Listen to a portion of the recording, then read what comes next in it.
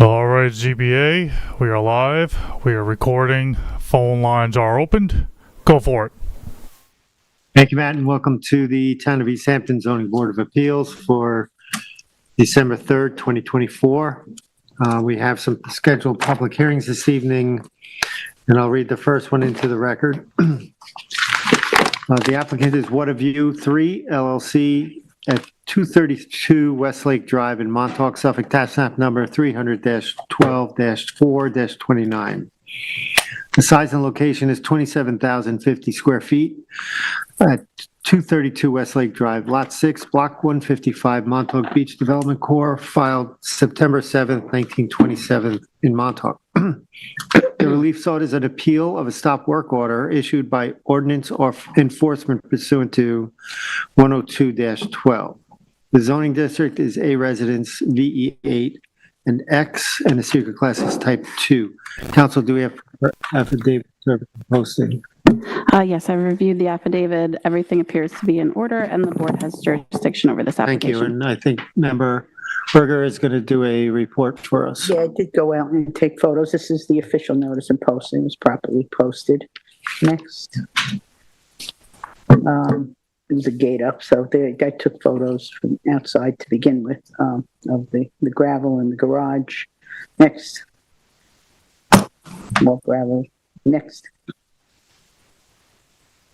And this is the area coming from the house, the lawn, and you see some of the retaining wall and the walkway. Next. That's another view looking back toward Westlake Drive on the south side. Next. And this is a farther view from in front of the house looking back toward the garage.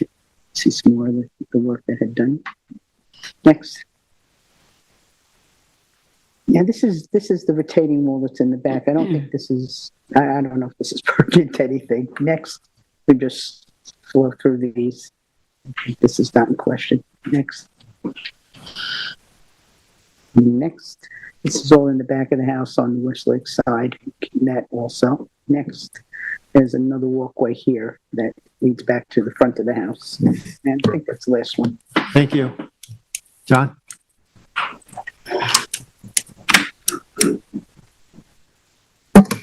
Hi, John Tarbett for the applicant. This is a little bit different than the normal zoning board application. We're here tonight asking for the board's direction. As a result of code enforcement myself having a disagreement about what a stop work order covers. So my position was that when you're issued a stop work order, you have to stop all work that would require a building permit or a permit under the town code, something covered by the zoning section of the code. I believe, and I'll let them speak for themselves, I believe they feel that it means all work must stop. So for example, you couldn't, I'll give you an example of some, and we don't have to get into the nuances of what would or wouldn't be covered by that, but so the simple thing that I'm asking is that I would like the board to agree with me that a stop work order covers things covered by the town code and doesn't go beyond that. But I'll give you an example. So there's no building permit required to paint the inside of your house. I believe ordinance would take the position that when a stop work order is issued, you cannot paint the inside of your house, even though there's obviously no permit required for that. Removing trucks from the property, like the work trucks, mowing your lawn or reseeding your lawn, providing that your lawn is legal. If it's not legal, obviously you can't put a lawn in. That would require a natural resource special permit or a variance. So this can be real short on my point. My point is simply I'm asking that the board agree with me that, again, a stop work order requires you to stop all work that is covered under the town code, but does not extend beyond that. That's all I have.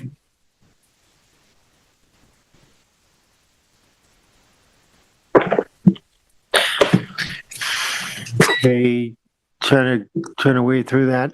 Yeah. There were some references to, like, we're trying to figure this out too. Yeah. So there was references to filling holes or stuff like that. That's not cutting lawn. Well, I think if you get into I don't think it's possible for us to cover every possible scenario of what wouldn't be or would not be covered. So I'm just simply saying, I forget the property or what happened to the property. I'd like a determination about what is covered by a stop work order. Are things that are outside of requiring a building permit or the zoning code, are they covered by the stop work order or not? So the code specifically says all work. Can you maybe walk us through that and what your legal argument is for that? Well, So, Yeah, in my opinion, there's a lot of case law on this from, Okay. Right. which I guess eventually the town attorney will maybe have to weigh in on that.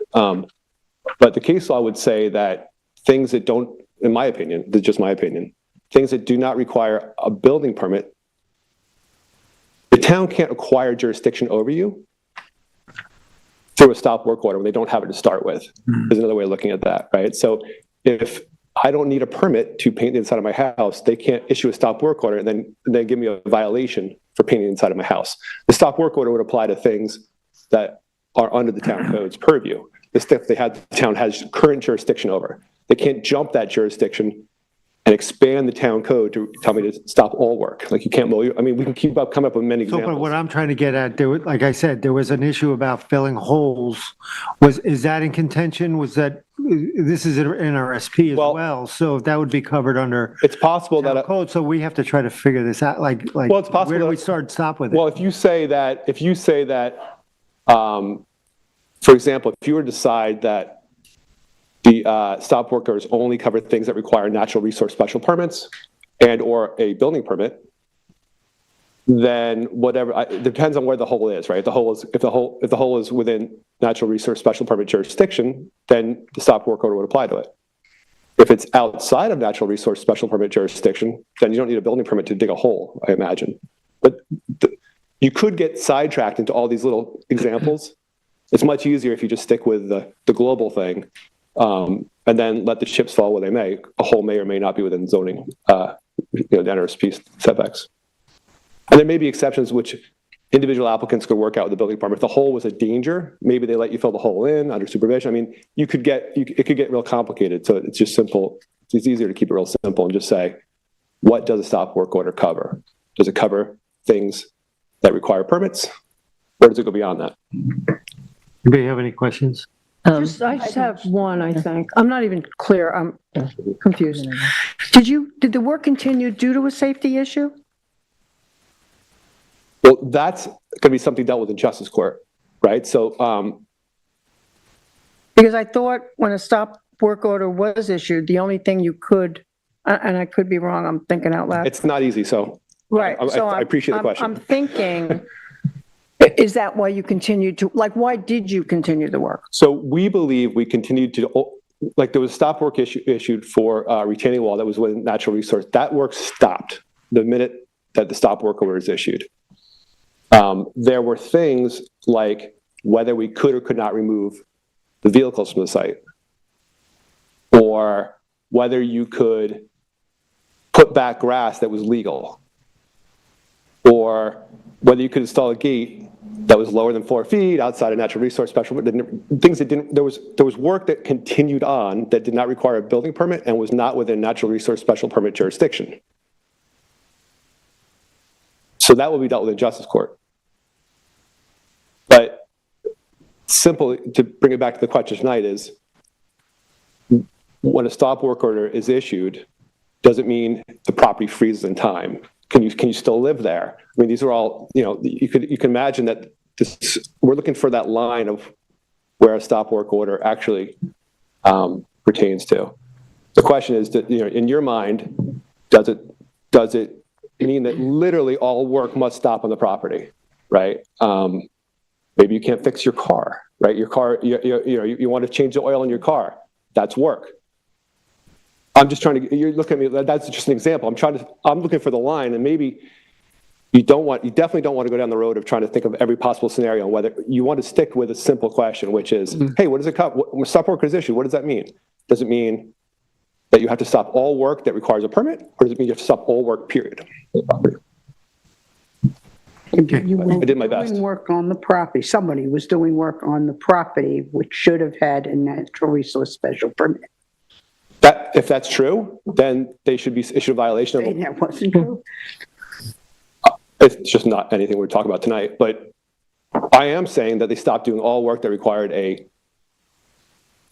a building permit and or a natural resource special permit. But it wouldn't matter because the question is a question. Any other questions? If I may, you looked at me like my face is saying I'm not. I'm I didn't mean to. intently I was trying just- to follow. I apologize if I did. I'm just No, trying to- I'm intently just really trying to hone into what you're saying because it is, you're working off of a broader concept and I'm just not sure if we should be able to understand what work had been done that preceded the stop work order, what work was continued to be done that you felt is outside the jurisdiction. So I'm still just trying to hone in here on, I understand your desire to keep this a Yeah. little conceptual, but I'm happy to. details would Yeah, it could also, I help. think, help the board. I'm not sure, but Sure. it would help me understand it better. Well, so part of the problem is the stop work order is written. It says stop all work. And then violations are issued for violating the stop work order. But the violations that are issued are vague. They say, hey, you worked, and we told you to stop working. So it's not easy for me to give you examples because I don't have them. The best example I can give you is, and I also don't want to speak for ordinance, so I'm trying to avoid stating a position as though it's true when they haven't spoken yet, but I believe that they said that we could not put back our lawn, which is a legally pre-existing non-conforming lawn that tractors and everything else had dug up and torn up. So my belief is that when you have a legally pre-existing non-conforming lawn, you do not need you can reseed it or resod it or do, fertilize it, cut it. You don't need a natural resource special permit to do those things. So under my reading of the town code, I can replace my lawn or reseed it or fix it, even if there's a stop work issue in the property, because I don't otherwise need a permit to do that. That's probably a good example. Okay. Any other questions? No, I think we have to talk about Yeah. what the NRSP is going to be, yeah. Maybe we hear from code enforcement Yes. now. Okay, thank you. Kevin?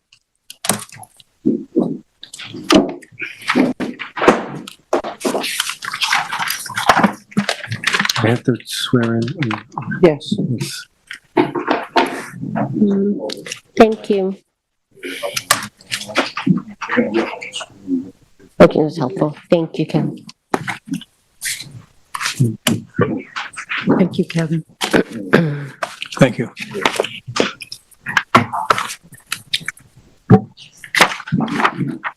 Good evening, everybody, zoning board. How are you? I'm Kevin Cooper, Director of Ordinance.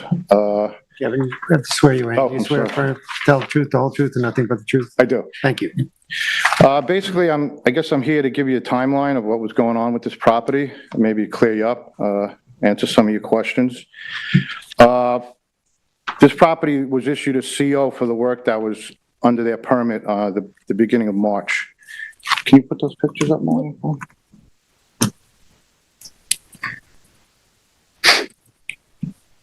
March 2024. Yes. Yeah. I believe it was March 7th, the first And week that, of March. and that C of O dealt with a previous NRSP special permit? Yeah, exactly. Thank you. Okay. The first photo you have is dated, it's an aerial dated March 13th of 2024, and you'll see the property as it is right after they got their CO. Go ahead, James. Morgan. The second is just another view of it, just a different view.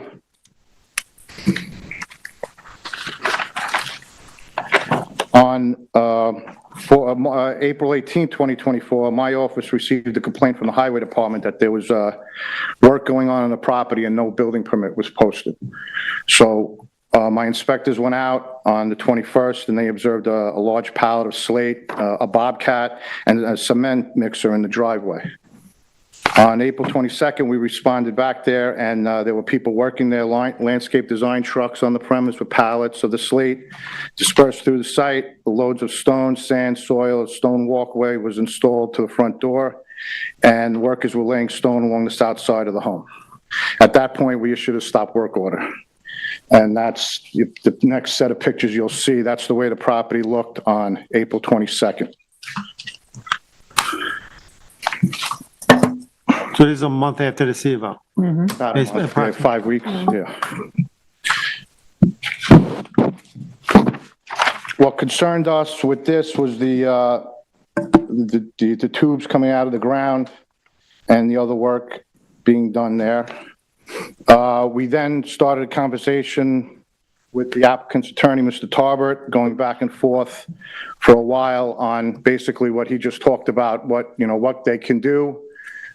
He asked to take some machinery off and to fill some holes. When I jumped into the email chain, I asked him what holes. I never got a response.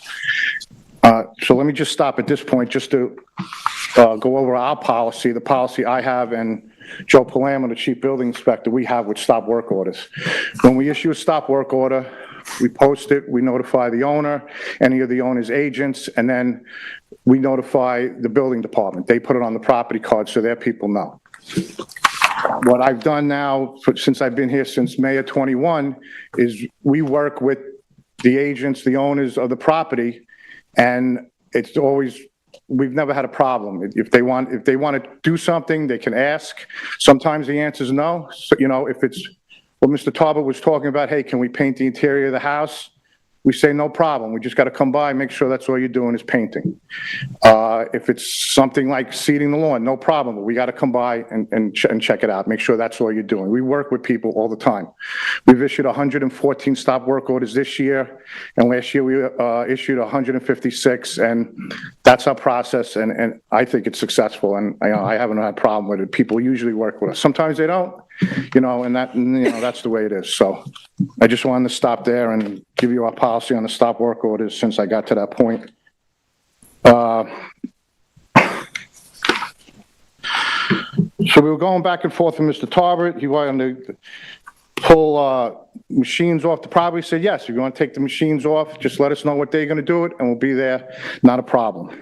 We never said, no, you can't take your machines off and leave them there indefinitely. On May 6th, while the stop work order was still in effect, we received another complaint about an illegal apartment that it was above the detached garage. At that point, we asked them if we could do a site visit to either confirm or negate the allegation, and they told us, no, you couldn't come on the property anymore. Go to the next photo for me. Keep going. That's the last one.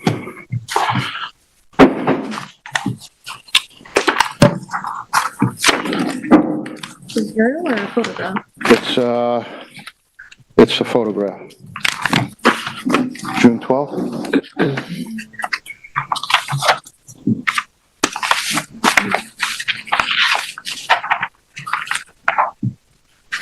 All right, well, you have it there. The photograph is June, it's dated June 12th. Okay. When we came to check the property for compliance with the stop work order, a row of bushes had been put across the driveway, blocking any visual access to the property for us. And Mr. Tarbert said that, he wouldn't allow any site visits to the property. All right. You can just go to the next one. Go to October.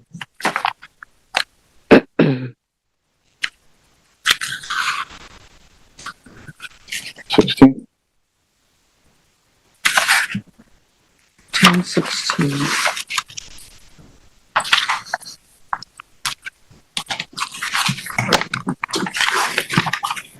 So Kevin, just so I'm clear, Yeah. on June 12th, when the photo indicates blocking access to the property, you were there in response to a complaint of an illegal apartment? Yeah, well, we were there for two reasons, to check on that, but also to check for compliance with the stop work order. Okay. Yeah. Which we do, any stop work order, we do random checks on properties. We don't have the time to do every property every day, but when my inspectors who are assigned to the case, they'll get there maybe once or twice a week, I think on your email, you said once there's a stop work order, it gives you or the building inspector the right to enter the property. Did we what? The right to enter the property. Is that? I think After a stop work order? after a stop work order. I don't, the building inspector might. If there's an open permit, he might be able to get access. Joe can tell you. But with respect to a complaint, So that complaint happened with the Right. stop work order. So what is legally A your complaint, ability we- to we go pursue? up to the front door and knock on the door. We can't go roaming around the property, if it's a complaint where we could see from the street, then, there's no need to get on the property. So, Right.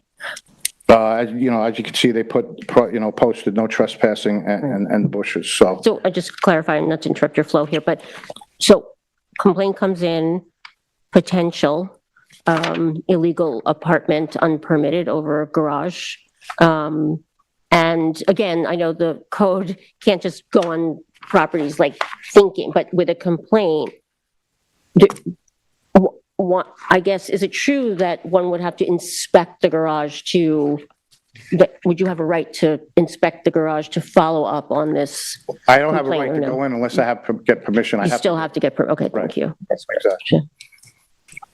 Okay, so then the next photo is October 16th, and you can see all the work is done, and besides grass being grown, the walkway was done, the retaining wall was done that they had started.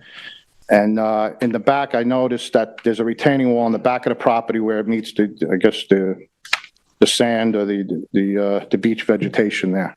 And this is a reason why we are strict with the stop work orders and have to check them, because in the past, people, they take liberties and they do more work. Unfortunately, we can't trust everybody to say, okay, no work, and it's an unfortunate situation, but this is what we get. So now I believe there's a retaining wall. I could see it. I think that's it. And work was done. The tubes that you saw in the original April 22nd, that's been covered up. So we don't know what that was. So, and this is why we have this policy with the stop work orders. So. And the last photo is just, you put them up when Teresa was there. It's the same photos, all the work done from 1029, just a couple of shots.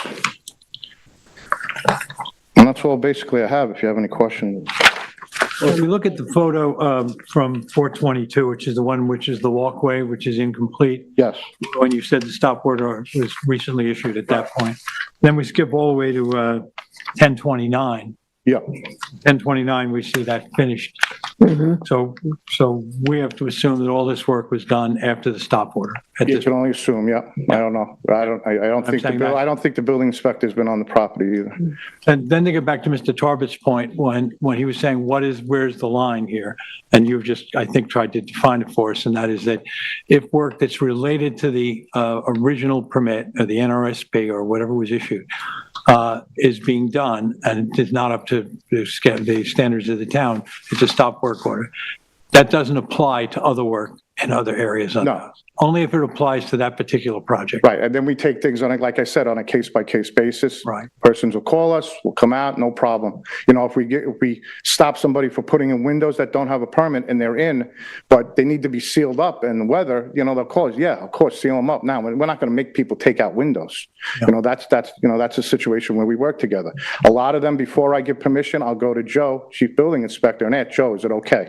And, he'll say, yes or no. So, we collaborate on all stop work orders. So in this case here, we're looking at a walkway, but then we talk about a little bit of dirt and a little bit of grass. It's really related to that project. When I go looking at from that 1019 to, I think it's 422 rather, to 1019, I see a significant amount of work that's not just stonework has been done. Right. I'm saying that's really related to, and from your point of view, I'm asking, Yes. that's related to the project. Right. So that would all come under your jurisdiction in order to have a complaint. Right. So Morgan, can you pull up that photo again that was just up? Yeah. So in this photo, this is, I think, the 422 part of the 422 photos.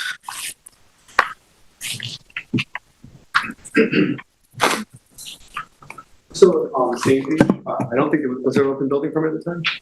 No, Okay, I just want to make sure that, But there's a stop work order. yeah, I think there was a question was whether it was related to work that was currently being permitted. I don't think there was any open building permits at the time. Correct, the C of O was March, right? Yeah. So on this photo, everything you see in this photo was post C of O. In other words, there might have been a lawn there that's torn up, right? yes, So the lawn is now torn up, and were they permitted to tear the lawn up if it's in NRSP jurisdiction, I mean, we had an example of you're allowed to paint inside the house. If they were renovating a bathroom per se, there'd be a stop work order. And then their argument can be, well, we can go there and paint the bathroom, finish and paint the bathroom. Wouldn't that, I'm trying to figure out the photos in October show a completely finished landscape, but this was all torn up as a result of a violation of an NRSP. Is that not right? I don't know if, I would say they needed NRSP, yes. Yeah. And I don't know, I didn't go, I mean, that far back. I don't know if the property had grass before all the original permitted work. I didn't go back that far. So I don't know what was there, if there was grass there. The NRSP that had been in place that was subject to the prior building permit, or the building permit reflected, and then was closed down the C of O. Right.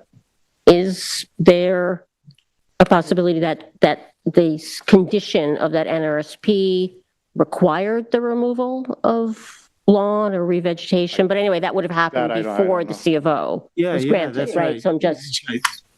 Okay, yeah. What I wanted to keep returning to was Mr. Torbert's question. He came in front of us, he's looking for a definition of what would be a problem for him, why she could continue. And use the example of painting the house. And in my mind, painting a house is not related to a walkway. But these other work on here looks like it's related to the walkway. Right. So when I'm looking at a significant amount of work from the initial April photo, right, this October, if that's what's in contention, to me, that looks as if it's related to the walkway. Is that fair to say? Yes. And that's fair to say that's what you're basically ruling on? Yes. So that's the line for you? Yes. Okay, if it's related to the project as a whole, has nothing to do with if he decides to change the gutters on his house. Right. Nothing to do with that. Can you just go back to the retaining wall? I just want to clarify. One of Member Berger's photos had a picture of a retaining wall. And was this... At the water. Yeah, so which retaining wall are you speaking about, Kevin? There's two retaining walls in the front. I don't know, they almost look like planters. They're in the front of the property. And then now I noticed another retaining wall on the back. You want to put that picture up, 1016?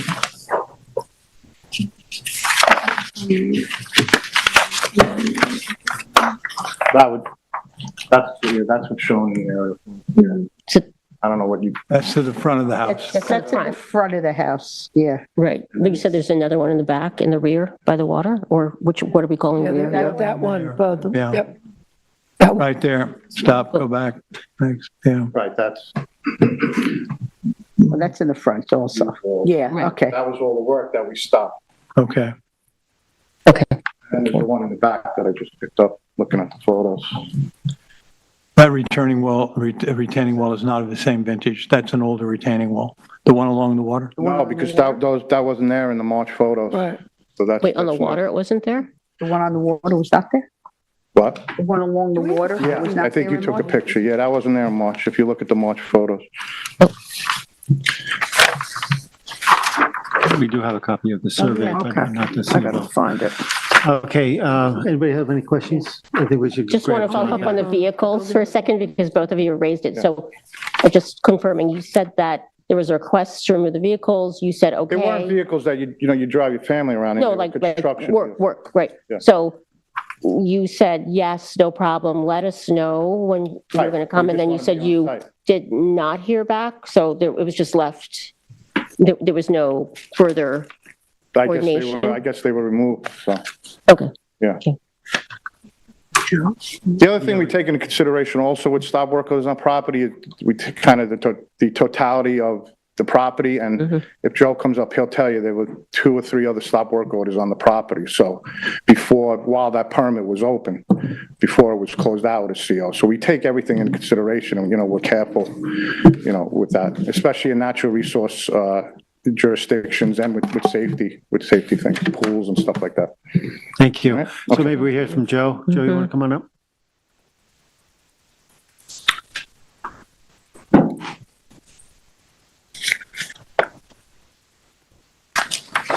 Joe. Palermo, Chief Building Inspector. Joe, do you swear affirm to tell the truth, the whole truth, and nothing but the truth? I do. Thank you. So, I think Kevin Cooper explained the details of this particular stop work order, but I think the question is, when a stop work order is issued on a property, what does it cover? You know, is it for one particular item? So the way the code reads, it says, suspend all work. Okay, so like in this particular case, work was suspended, no work on the property. If there is something compromised, maybe unsafe condition, holes, or perhaps entryway, a deck or stair that has been removed that needs to be replaced, we like to secure the site. Many times we'll get asked the question, hey, you know, while we sort out the stop work order and collect an issue, submit our building permits to correct the violation, could we do a little work? Could we finish the roof? Could we paint the house? Each case is different, and we'll keep an open mind, but we do ask for transparency. For example, Mr. Tarpey was involved in another, was over in Amagansett on Cranberry Hole. There was a site that had multiple violations, and they had a couple of big windows getting delivered, and they wanted to close up the house and seal it up. In that case, we gave them the okay with our supervision between the building department and code enforcement. Just drive by and keep an eye to make sure there was nothing else going on the property. We'd like to get the house secure, get it buttoned up.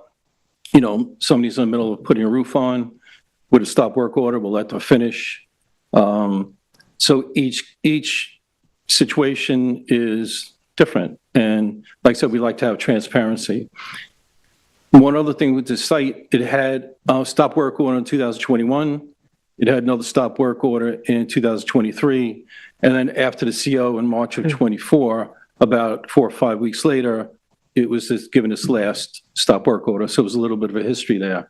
I haven't been to the site myself, but code enforcement has been there, and one of my inspectors was around. But from what I understand, we were denied access to the site to see what was really going on. In your mind, we'll hear from John again, but it appears that the certain work, like the walkway, was completed. Did you give them permission to complete the walkway?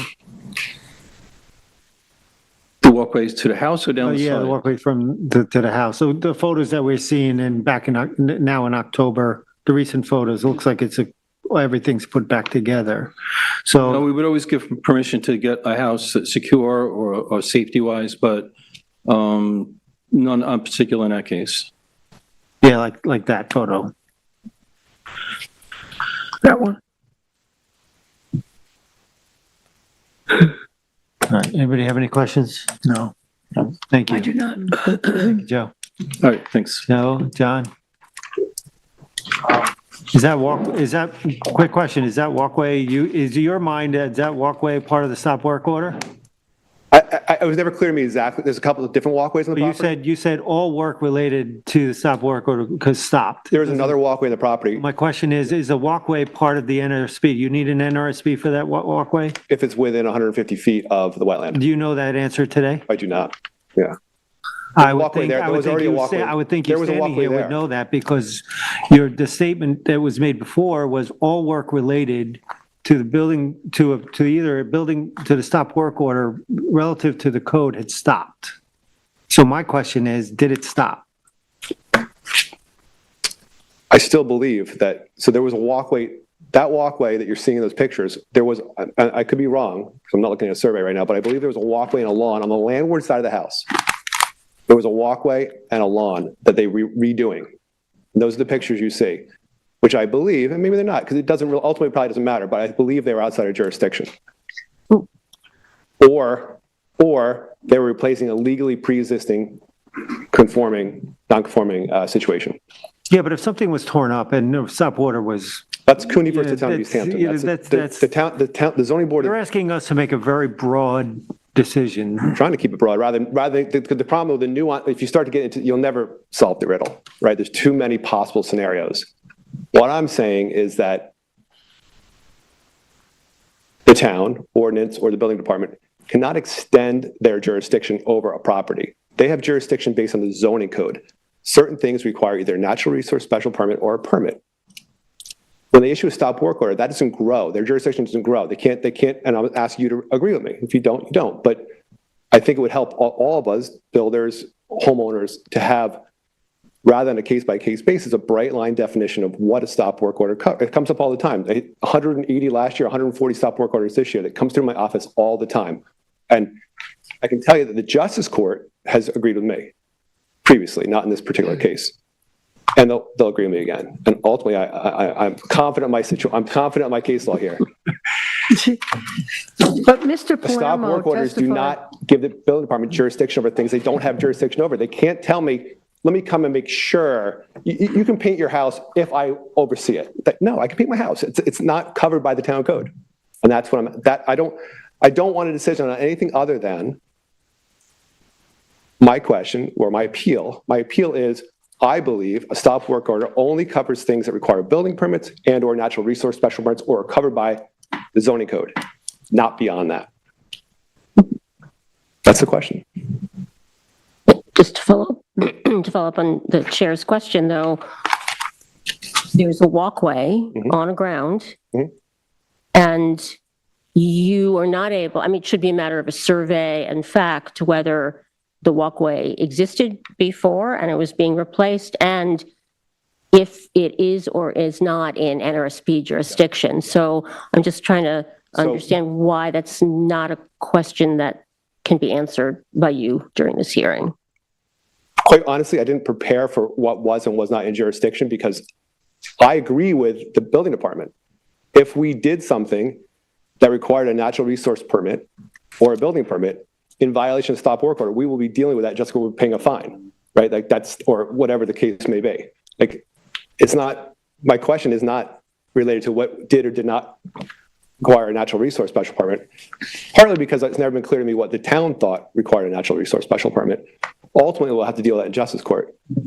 If we did, we know, for example, we built a retaining wall without a permit inside natural resource, that's actually a separate, I made an application to the zoning. Eventually, you're going to hear an application on this property because we have a pending application.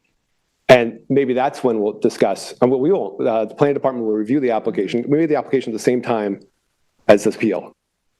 And the planning department will ultimately decide what of these things required a permit, and then that will come before you. And that's what I'll be prepared to discuss that night. Tonight, I'm just asking, it's more of a town code interpretation than has really nothing to do with this particular property. I don't know if it's a town code. I think everything we look at is particular to the property or the application in which we're looking at. And I think in this case, it appears to be, I don't know, things done here that regardless of whether or not it was allowed or not, even after the stop work order, that's what it appears to be. I can't make that judgment myself, but that's what it appears to be. We have evidence to show that, but I think that to make a broad townwide decision when this is a particular case, it's easy for us to take, maybe easier for us to take a look at this property and say, they violated or they did not violate it, and they continued to work or they didn't continue to work. To make a townwide broad case is a tall ask. And I think every case that comes before us is site specific or application specific. I can only make the ask. Huh? I can only make the ask, then you decide. All right. I'm asking, it's more of a question maybe. I do believe that I should be entitled to a decision about what a stop work order covers. You're entitled to In that general. decision. Yeah, great. Okay, thank you. Thank you. Okay. Public. Anybody in the public like to address this application? Anybody online, Matt? Yes, you have one caller. Are you ready? Yep. All right. Unmuting, last four digits, 5798. You're live. Caller, are you here for this application?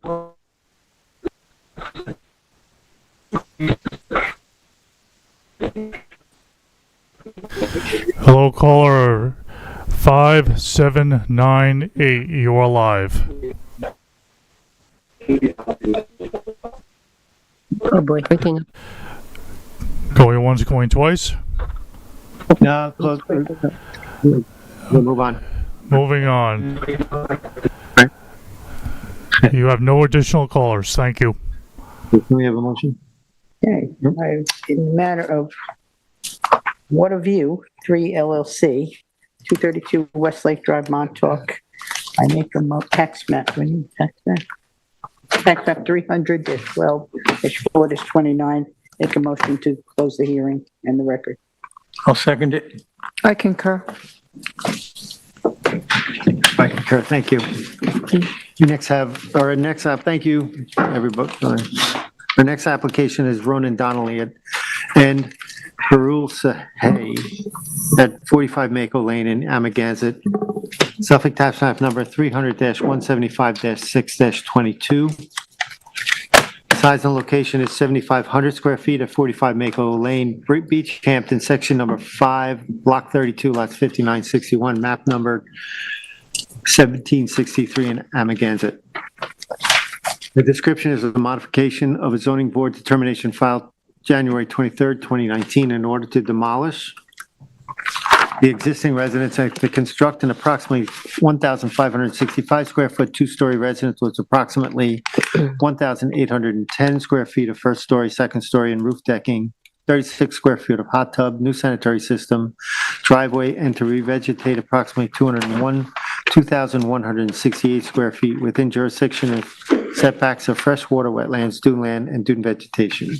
The relief sought is 4 variances and a natural resources special permit pursuant to 255-420, 5 foot from 255-11-10 from the East Hampton Town Code are required for this application. Variances 57.6 feet, 63.6 feet, 56.3 feet are required from 255-430 of the Town Code in order to construct a proposed residence.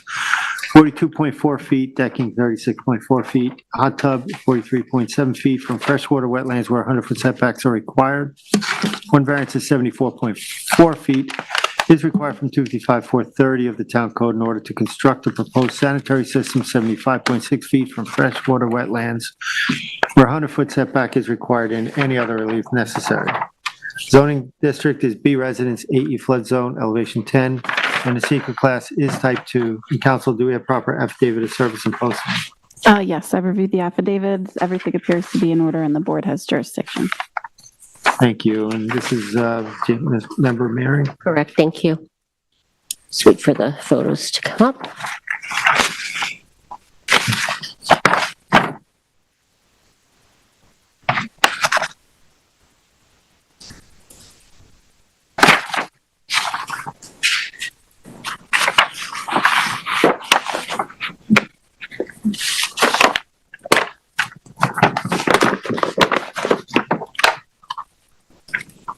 Great, thank you.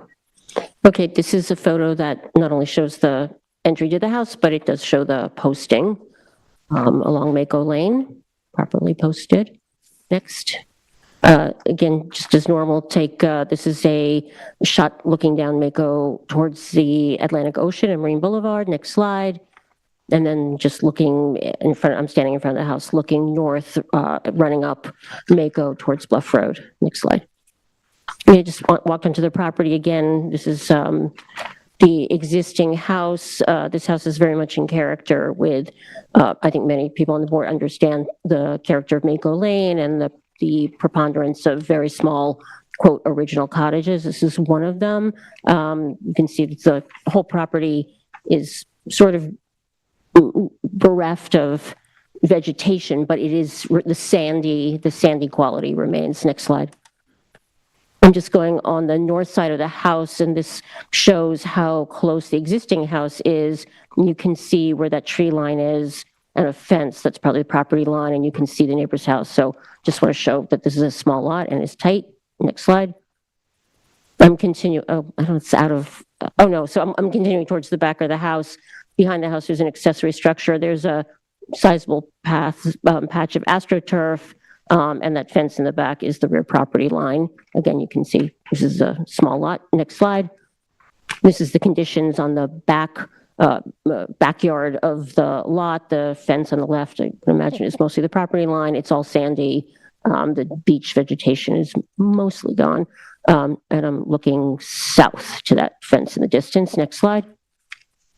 Okay, I'm just coming around now. I'm on the south side, and I'm looking back towards Mako Lane, so I'm looking west. Next slide. Again, I'm looking at that AstroTurf and the accessory structure from the other side. And again, you can really see how low, diminutive this existing structure is. Next slide. I think it's the last one. I don't know where that came from. That's just more of the house. Next slide. That's just, again, the sort of the direct neighbor across the street and the vegetation. That's it. Thank you. Don? Hi, John Tarbett, again for the applicant. So this all came about because I got the original permits for this house, which is just under 1,500 square feet for the existing permits for a new home on the property. And the homeowner, after getting the permits, decided that they wanted to change the design significantly. So the idea was to try to keep it equal to the existing permits.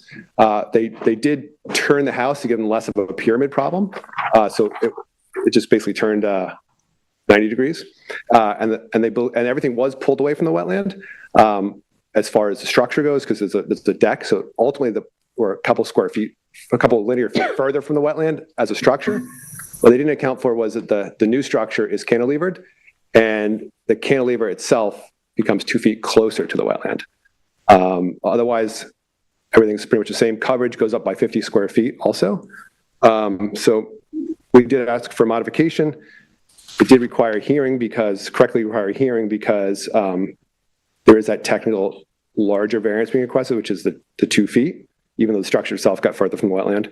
I did see that a neighbor wrote a letter saying there's been a lot of flooding in the neighborhood, and this particular property would significantly benefit from being redeveloped because it has a robust revegetation plan. The entire property is to be revegetated after construction, which can only help any flooding issues.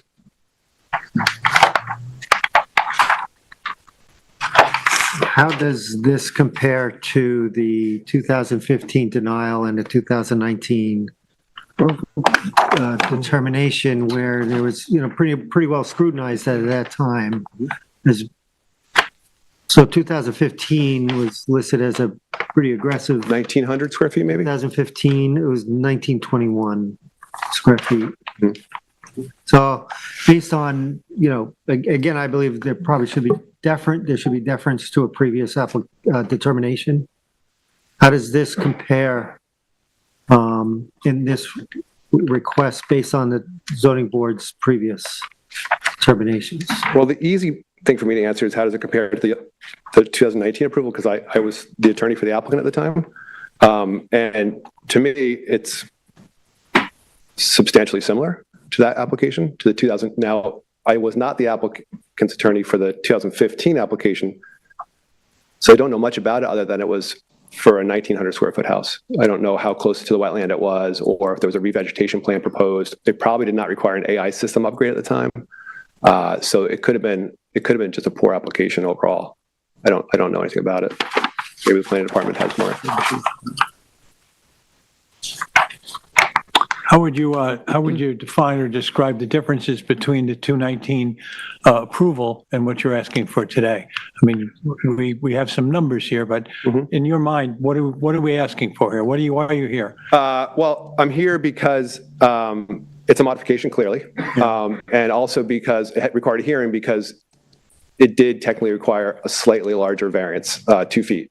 So that's why I'm here. And I can tell you that from the naked eye, I think we would all agree, whether it was this modified approval or the 2019 approval, nobody could tell the difference once it's built as far as square footage or distance from the wetland or total coverage. Even from a surveyor's perspective, it'd be very hard to tell the difference. You'd have to study the surveys to tell the difference. It's a 50 That's basically a position that it's an insignificant change. It was intended to be. They spent a lot of time trying to redesign the home, which is not easy on a postage stamp property, to meet their needs as far as layout inside and try to stick to that.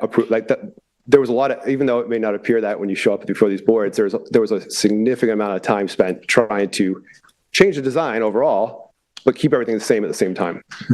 They actually thought they were in a good spot because we did shift the house to the south, which would have gotten it further from the wetland. And that was the part where the deck came to. So the structure, if you count the deck, is further from the wetland, but the architect at the time he was measuring the distance to the house from the base of the house and not the cantilever. And when you add the cantilever in, which is correct, it's 2 feet closer than the original approval.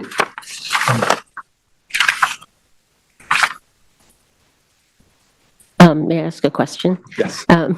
So I just want to confirm, this is the same owner that owned the property before, correct? Yes. So can you just give a little more insight on,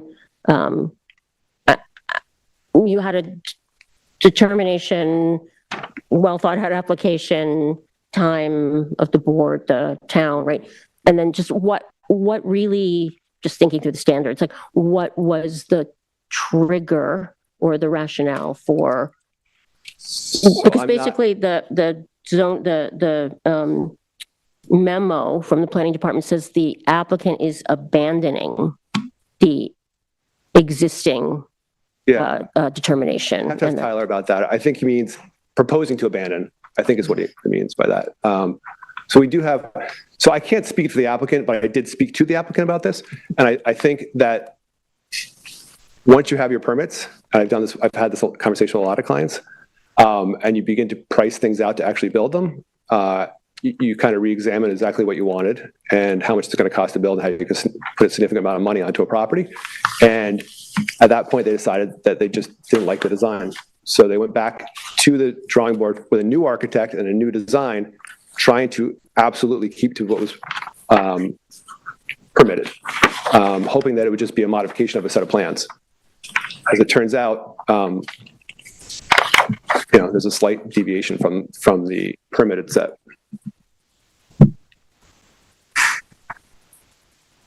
I have no questions. Anybody have any questions? Anybody have any questions? I am too.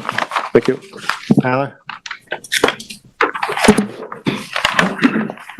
Tyler Borsak for the planning department. Tyler, do you swear affirm to tell the truth and the whole truth and nothing but the truth? I do. Thank you. So that was a pretty good overview. There was an approval on this property in 2019. That approval was for to demolish a 766 square foot one-story cottage and construct a new 1,420 square foot residence. And now the applicant is in front of us, or in front of the board, looking for a modification, which includes a slightly larger 1,565 square foot residence, which is 2 feet closer, but within the footprint of the overall construction, which was previously approved. The modification also includes decking, which is set back slightly further at 3.5 feet further from wetlands. And also the same hot tub, which is set back 4.9 feet further from wetlands. So the project as a whole has been moved slightly further away, but the residence itself is slightly closer, which is essentially what was already discussed. The larger residence with reduced setbacks is an area that the board felt needed a public hearing. But the inclusion by the applicants of an additional approximately 2,168 square feet of vegetation, which was not required in the original approval, as well as a slight increase in the setback for decking, may justify the small increase in the size of the house and nominal decrease in the house setback. I'm sorry, how much revegetation did you just say? 2,168 square feet, approximately. That was part of the original approval, or saying this is new? But they're That's what proposing they're, to this do is that as incremental. mitigation. Yes, they're proposing that it's- now as an offset for the slightly increased size of the house. I And, understand, okay. and that would be in the northeast corner L shape area of that proposal, essentially up against those wetlands where there's almost nothing now. So that's essentially the balance here is the slight increase in the size of the house, the slight decrease in the setback, in swapping for that revegetation in that corner where the wetlands are. So the board should discuss if they feel that vegetation is enough to offset the increase in the size of the house. The board should be sure to call out those unique circumstances if approved, since granting variances in size of granting increased variances and size of improvements through modification is somewhat unique. The board generally doesn't do those sorts of things unless there's unique circumstances, and this could potentially be one of those unique circumstances. Other than that, I can answer any questions you might have. Anybody have any questions? I do not. The decking is 1,700 additional feet? That's total. That's roof decking, second story and first story. Roughly in kind with what was approved, not significantly different, yeah. Was the roof decking on the first house? Yeah, on the original approval, yes. And this is similar to that. And I know they're not coming in for side yard or pyramid variances. There are no area variances on this application, just the wetland, right? Well, there's wetland area variances, but yeah, that's what they need. Do we know if the house is significantly, just curious, taller or anything, or it's Not very that I similar? saw. Okay. It's roughly the same idea. Okay. Just a shift in the location. It's in slight layout and there's a cantilever and things like that. But generally speaking, it's roughly the same idea. You saw the neighbors' photos that they sent in, the flooding? Yeah, the wetlands off to the north there, there's standing water in there essentially year round almost. Morgan and I were doing a wetland flagging for the lot to the northeast, and we had to flag that wetland, and there was standing water in there this summer when we were there. So it's not surprising that it floods beyond the boundaries of the wetland during heavy rainfall. We had some pretty good rain early in the year. Not recently, but. So is this a modification or is it, I just want to nail this down. Is it an abandonment of, and this is a new application? No, it's a modification of the original approval. They're abandoning the idea of that one and modifying it to get something else. Sorry, when I hear the word abandon, I think Sure, there's like a yeah. legal. It's not a new giving up application. my It's a approval. modification of that one, just with a different set of plans. Thank you. Any other questions? No, I'm fine. Thank you, Tyler. Is there anybody in the public would like to address this application? Not anybody on the phone? Yes, we're going to try the last caller one more time. See if they answer. We're going to go with the last four digits again of 5798. You are live. We're on. Okay, Here. caller, are you here for this application? Yes. Yes, we're 53 Deerfield in back of Okay, 45 Meg. Oh, they're the leather. Peter and Al Heinen. okay. Go ahead.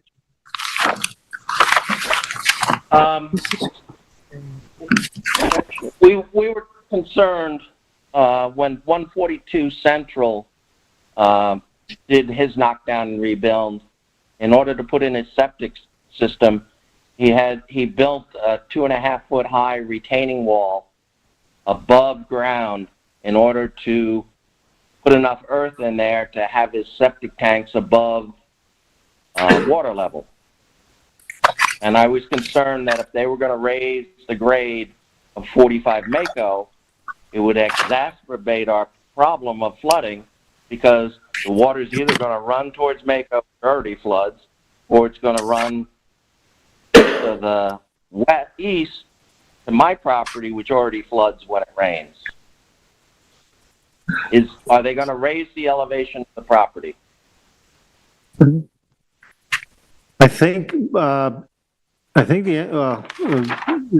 this is a public comment period, so not a question and answer, but I believe that was part of the 2019 determination and not part of this application. So that's already in the past. That's been pre-approved. Yep. So it's not changing, is what you're saying. Okay? Why? You can at least tell me, are they gonna raise the grade of the property? I don't have that information in front of me, sir. If you want, it's part of the public, you can look at the 2019 determination in the public files. All right. Thank you. You know what you're doing to our neighborhood. So how do we ask the questions as to whether it's going to affect us or not?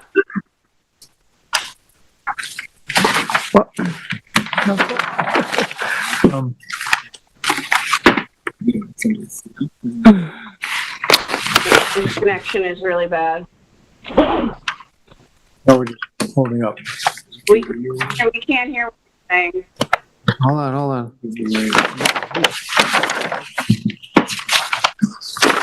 There's no proposed retaining walls. We do not think it's being raised. Excuse me? There's no proposed retaining walls, and it's my best belief at this point. that So not it's being- my understanding that we're only addressing some minor changes to an already approved application. The septic plan is already approved and it's not part of this application this evening. So they're not asking for relief from that. I'm just saying, I just had my property surveyed. We had all the wetlands staked, and their property is right on the corner of the wetlands that they're so concerned about on my property that is on their property. So this is John Tar, but I was able to speak to the engineer on the project who said that wait a minute. absolutely the system is No. it's not raised. So that issue, even though maybe not pertinent tonight. It's not deviated from. It is 100% at grade. So part of the 219 approval showed there would be no retaining walls. Correct. And that's what's going to be enforced if this application moves We're forward. not changing the grade at all. It's a FEMA compliant house. We're not changing the grade at all. Okay. Thank you. Did you get that? They actually, they lost connection in the middle of Mr. Tarbit's statement. Fine, let's move on. Ironically, between our house and theirs is where we're proposing the revegetation. Yeah. So if there's flooding, that theoretically should help if we get the modification and get to build the house. Thank Can I you. just confirm with Tyler? Tyler, the date of the last check on the wetland flagging that this project is in jurisdiction of? I'm not certain, but we did one recently for another property, and we essentially used the same. Coming out of that. Because I think I just heard the neighbors say they just flagged, so I didn't know It could have been how long those flaggings last. So whenever this, The individual properties, I'm not concerned on the location of the flagging here on this line. It's either extremely accurate or it is accurate. It would be inches off if it was off. Yeah. It hasn't changed. For the record, we just did look at the septic plan and there is no retaining wall introduced with the septic plan. Thank you. Can we have a motion? yes, of course. John, you done? Everyone good? I'm done. Thank you. Okay. All right. Okay, ready? Thank you. In the matter of in the matter of Ronan Donnelly and Parul Sahai, 45 Mako Lane, Amagansett, Suffolk County Tax Map 300-175-6-22, I make a motion to close the hearing and close the record. Second. I concur. I concur. I concur. Thank you.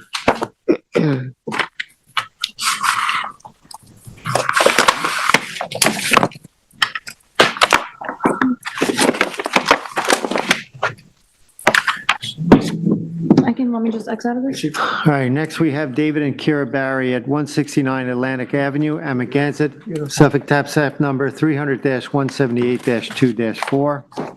Size and location is 75,695 square feet at 169 Atlantic Avenue in Amagansett. The description is constructed 236.2 square feet to second-story addition, barbecue, ramp, steps to an existing deck, I-8 sanitary system, additional windows, enclose a 28 square foot first story porch into habitable space, relocate HVAC units, expand the driveway with associated clearing, and install solar panels on a detached garage within side yard and pyramid setbacks on a property within jurisdiction of freshwater wetlands and containing primary dunes, beach, vegetation, and dune land. The relief sought is a natural resources special permit pursuant to 255-420 of the town code, and 9 variances are required for this application. 6 variances of 41.25 feet, 33.8 feet, 29.3 feet, 26.9 feet, 24.8 feet, and 5.1 feet are required from 255-440B of the town East Hampton Town Code to construct a ramp 58.8 feet, deck steps 66.2 feet, enclosed porch 70.7 feet, second story addition 73.1 feet, barbecue 75.2 feet, and relocate HVAC units 99.49 feet from the dune crest where 100 setbacks are required, and a partridge in a pear tree. No, I'm just kidding. You're all Sorry. Let's break into the Christmas. you're getting into the holiday spirit early. 1 variance of 75 feet is required from 255-430 of the town code to construct solar panels 24.7 feet from a freshwater wetland where a 100-foot setback is required. 1 variance of 13.9 feet is required from 255-1110 to construct the solar panels 1.1 feet from the northern lot line where a 15-foot setback is required. 1 variance of 0.5 feet is required from 255-1172D to construct the solar panels above pre-existing non-conforming 16 pyramid encroachment and any other relief necessary. The zoning district is A residence, VE 19, VE 18, VE 17, and AE 10. Secret class is type 2. And council, do we have proper service, affidavit of service and posting? Yes, I've reviewed both affidavits. Everything appears to be in order and the board has jurisdiction. Okay, Thank you. ready. Okay, thank you. Okay, so I am standing on Atlantic Avenue. That is the posting. And for my fellow board members, this road will look familiar to you because this is a trustee road. It starts out that was in play when we had an application not that long ago about a pool addition and this discussion about access from the road. So I've always wanted to know it's down this road and now I know. So it's a lengthy, live in Amagansett my whole life. But so I didn't take that many pictures going all the way down and around the road, but this is heading east and then it curves to the south, and I'll pick up on this road as we get towards the sort of the beginning of the actual property. So next slide.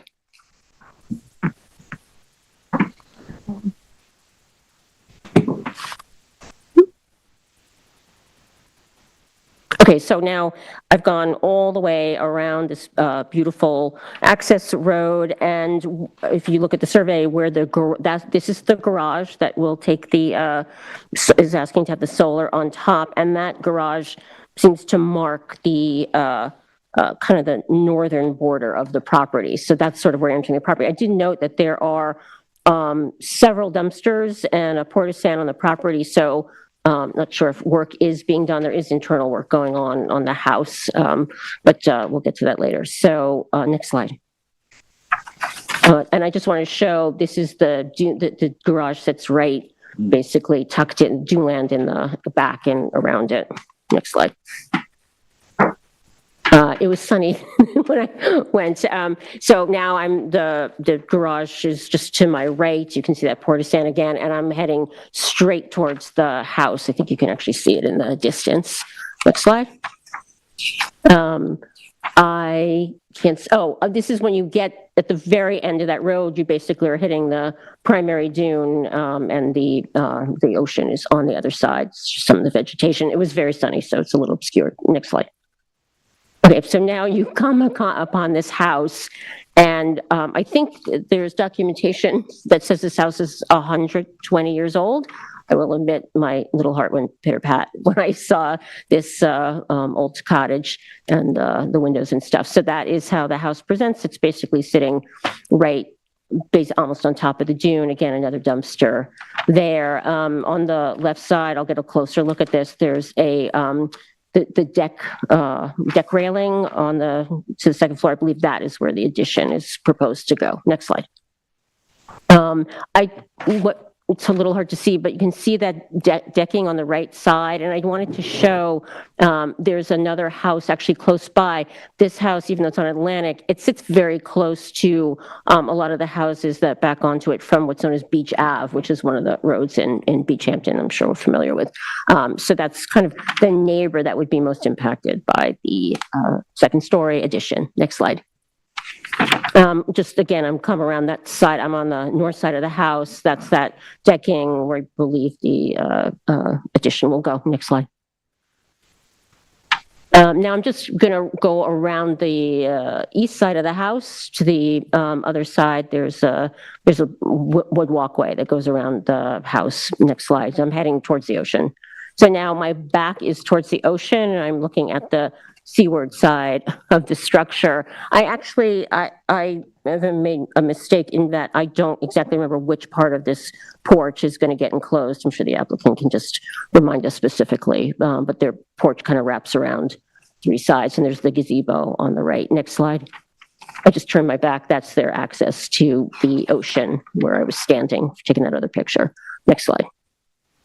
I know there's a discussion about moving AC units. I didn't know these are where they are, if they'd already been moved. I wasn't clear because I saw some work had been done around the window, but okay. Next slide, sorry. And then there's a discussion also about what was the expansion of driveway. And so this is the other part of the driveway that's cleared. It's easy to see on the survey and in the aerials. That's not the road. That's aside from the road, access road that I came up. I think that might be it. Oh, okay. I was just heading back out. So that's the access road. I'm looking in the other direction, kind of heading back towards the garage. And my truck came in as I was going out, and he was kind enough to back up all the way out to Atlantic, so I didn't have to. That's it. Thank you. Were the trustees routed this application? They were? Yeah. Thank you. Is this you, Eric? Thank you.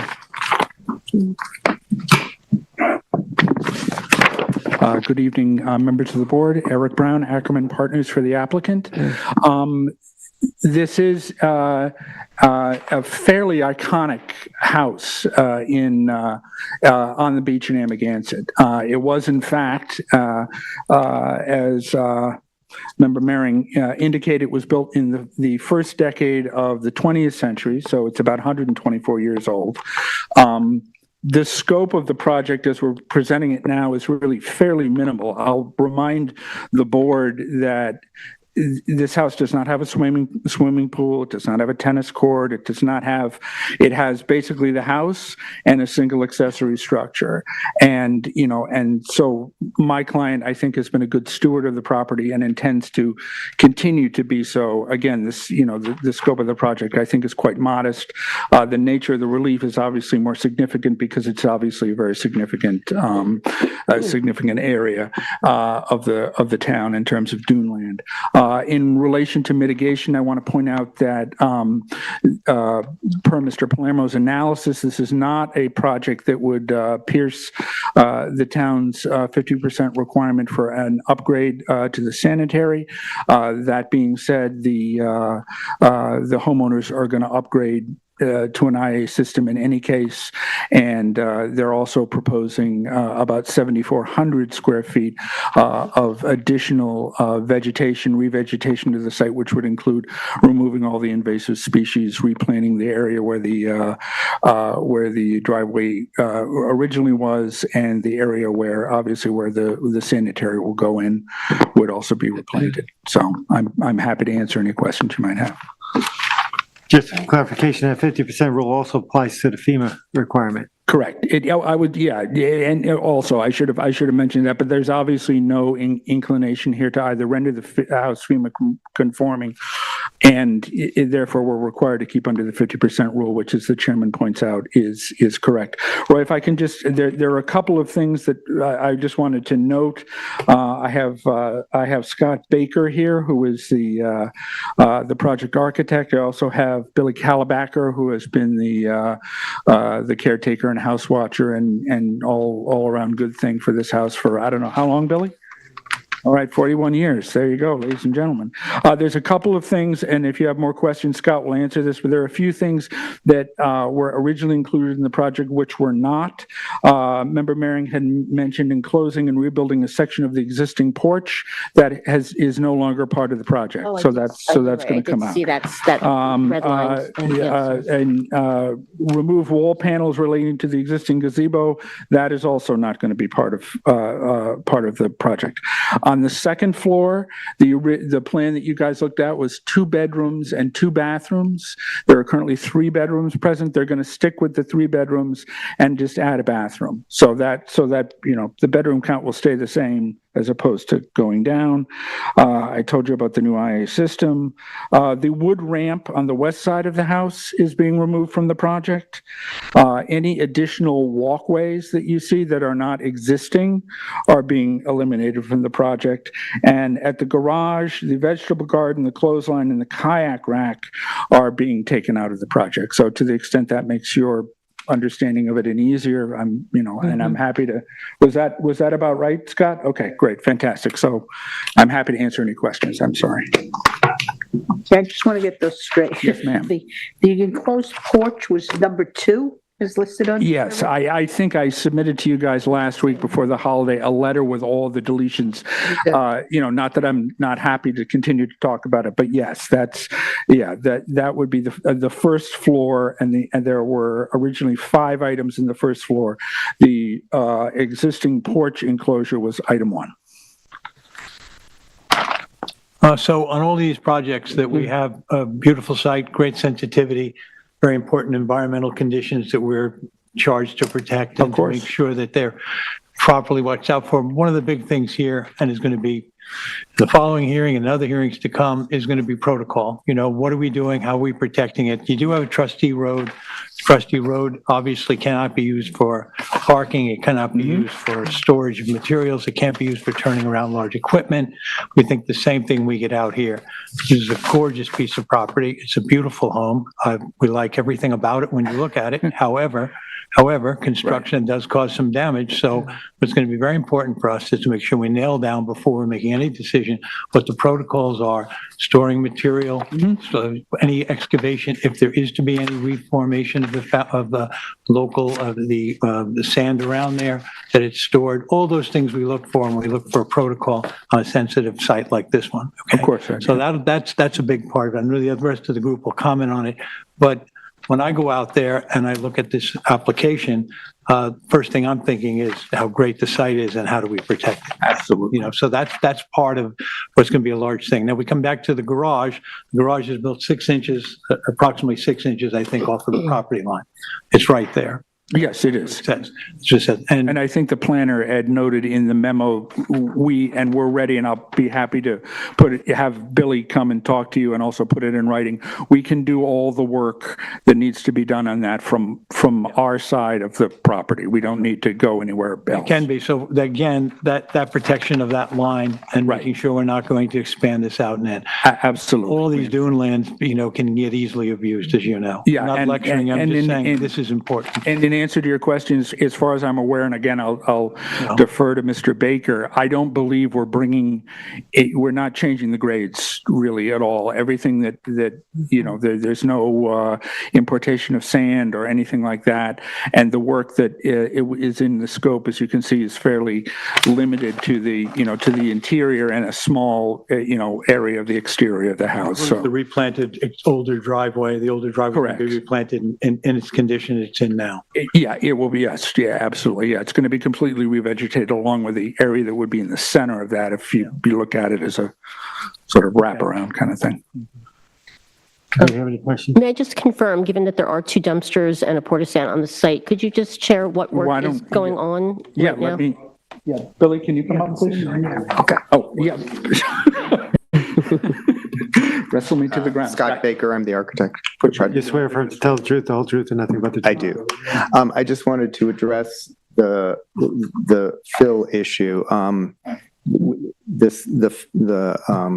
The remains of what's being dug out for the septic system will be used to feather in a little bit around the front of it would be the north side of the house to raise the grade in that area. I think it's on the plan, it's 2 feet, but that would be the You speak the up a waste, little. the waste from the septic, digging out the new septic system on site. Okay. Any questions? It's part of the original landscape plan. Billy Kalbacher? You swear affirm to tell the sir. truth, the whole truth, and nothing but the Yes, truth? sir. Right now at the house, we had a raccoon invasion in the basement, and it tore down all of the insulation and destroyed the heating system. So we're fixing that. That's why you see the dumpsters. And rather than having a big dumpster there, I'd rather have 2 small dumpsters. And we cleaned out the garage and we put all that there. And the porta sand is mandatory if you have people working on the job. But this is something that can be done, that's being done without a building permit.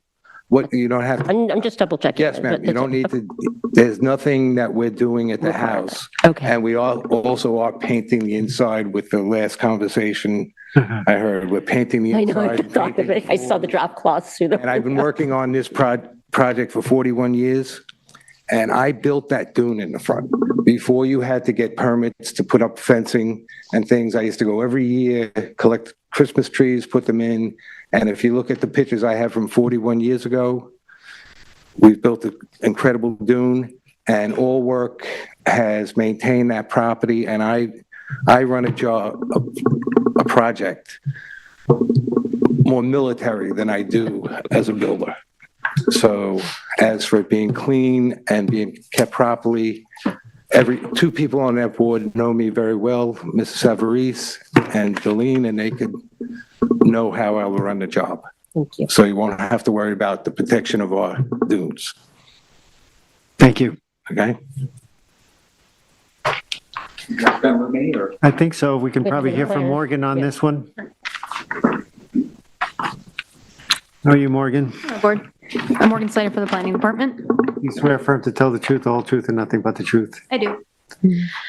So this property is on the east side of Atlantic Avenue and is accessed by a about 950-foot-long driveway easement that runs through the adjacent trustees' property. The uncleared areas on the property are a combination of duneland plant species and invasives such as miscanthus and Japanese black pine and ornamentals. So there's not much of a presence of pristine duneland on the property, particularly on the landward side of the residence. There is a 2,200 square foot, 3-story residence in the Velocity 17 flood zone that is non-conforming to minimum dune crest setbacks, is seaward of CHA, and is not FEMA compliant.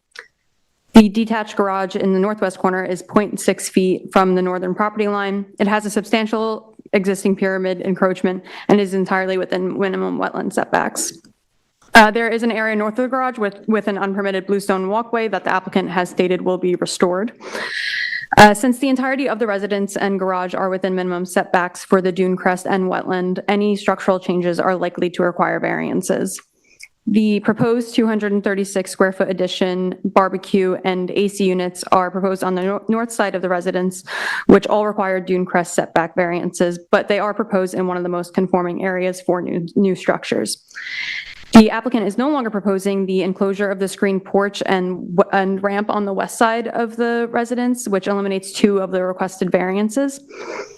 Since the entirety of the residence is non-conforming to FEMA, the planning department did request a substantial improvement determination from the chief building inspector, and that concluded that the project was below the 50% threshold. So the residence is not required to become FEMA compliant.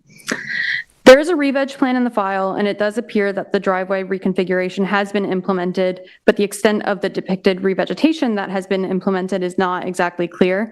The removal of invasives from the property and the planting of beach grass and woody shrubs native to the duneland habitat would be an improvement to the existing conditions of the property. The revegetation plan should be revised to clarify the existing versus proposed work and include the restoration of the area to the north of the garage, at least prior to the issuance of building permit, or if the board would like to see that before, a determination, then before then. And also a revised survey that shows the removal of the ramp, the porch, and the pathways with updated coverage and clearing calculations should also be submitted. Besides that, I can answer any questions the board may have about the property. Are you aware of this regrading that's going to take place on the north side? It was just mentioned by the project architect. I believe that's to meet the minimum separation of the groundwater, because the groundwater can be high in this area. So that 2 foot is going to be part of that revised landscaping plan. I think it may be shown on the sanitary engineering plans. So if it's not shown on that, it should be shown on another plan at least. It should be depicted somewhere in the file. Any questions? It doesn't require a retaining wall, though. I don't think so. There's no structures besides what's on the survey, I believe. In your opinion, the revised re-veg, is it okay? The question is whether we leave the record open for a revised one or whether it's required for the building permit. What's your preference on that one? I mean, if you would like input from the planning department, perhaps prior to a decision from the board. If not, then before a building permit is fine. As a condition of approval. Yeah, as a condition of So approval. right now, there's Existing plan. Right. there is an existing plan that needs to be. Yeah, it just definitely needs to be revised regardless, because it's just not exactly clear what has been implemented and what is proposed. It looks like the driveway was definitely implemented, but there's certain, some of the phrasing isn't super clear on it, whether it was implemented or not. So we're asking for a building protocol. Also asking. Yeah, Revised re-veg. are we, yeah, I guess we're going to ask for a building protocol.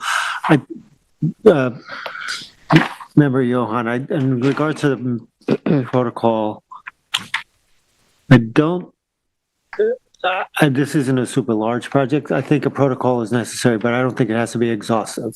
Is that right? Just to address some of the logistics on handling Logistics in this case, yeah. Yeah, and there is a sketch in the file from the planning department depicting our recommended location for project limiting fencing and Great. sediment control. Okay, thank you. Eric, is there anybody in the public first who would like to address this application? Matt, is there anybody online? You have 0 calls on the line. Thank you. Okay, Eric. What's your feeling, board? Are we going to leave the record open? Oh, we're going to leave the record open for somewhat of a building protocol addressing the logistics. Right, and an updated That'd be great. vegetation And How much time do you think you need for that? I want to see that. We're going to survey. I don't know, Roy, you know, 3 weeks? I mean, it's getting to be around the holidays, so I Yes. think. What date would that be? Yeah, no, yeah, Charlie, and then you're going to have to do a brief construction protocol. Okay. The survey, quite honestly, Roy, the survey was probably will take a little while. So And how long for 3 weeks or? Yeah, 3 weeks. Let's, yeah. That would bring us into the new year, though, because we only have. Yeah. Talking to me. Okay. What does that bring us to? So where does that? Are they bringing in the new re-veg? That would bring us into the new year. I mean, we only have 2 more I think it meetings. should be a condition of approval. Sort of the chatter back here behind the scenes is the board now is aware that it's my preference to have those dates usually line up with a meeting night. In the event that's that fine. you need more time, we're actually sure, no, here that's fine. to consider offering you more time. So we only have 2 more meetings left this year, right? The 10th and the 17th. So Either the 17th, and if that's sounding like it's not enough time, then January 7th. Let's shoot for the 17th, and I'll let you know. Is that okay? That's I fine mean, with me. you know, So then the reason that we like it to I sync mean, up, it's the there's holidays, you know, you never know, Jameson. by this. Roy already said, and a partridge in a pear tree. Yeah, so on the 17th, if you need more time, shoot us even just an email to Samantha. of Then the board will just make their motion and then And further move extend it and to kick it accommodate into you. into January. Okay, thank you very much. Thank you, everybody. Including the rebed in that? Yes. Yes. Yes, yeah, okay. All right, can we have Okay, a ready for motion? Yep. Okay, thank you, Mr. Brown. Thank you. Okay, in the matter of David and Kira Barry, 169 Atlantic Avenue, Amagansett, Suffolk County Tax Map, number 300-178-2-4, I make a motion to close the hearing and leave the record open until December 17th for receipt of a construction protocol and updated survey, as discussed, to show items that have been removed, and an enhanced revegetation plan. Second. Thank you. Concur. I concur. Concur, thank you. Thank you. Thank you. Next, we have Bluff Road Associates at LLC at 325 Bluff Road, Amagansett, Suffolk Tax Map number 300-190-2-21. Size and location is 112,500 square feet at 2.583 acres at 325 Bluff Road, contiguous to Atlantic Ocean in Amagansett.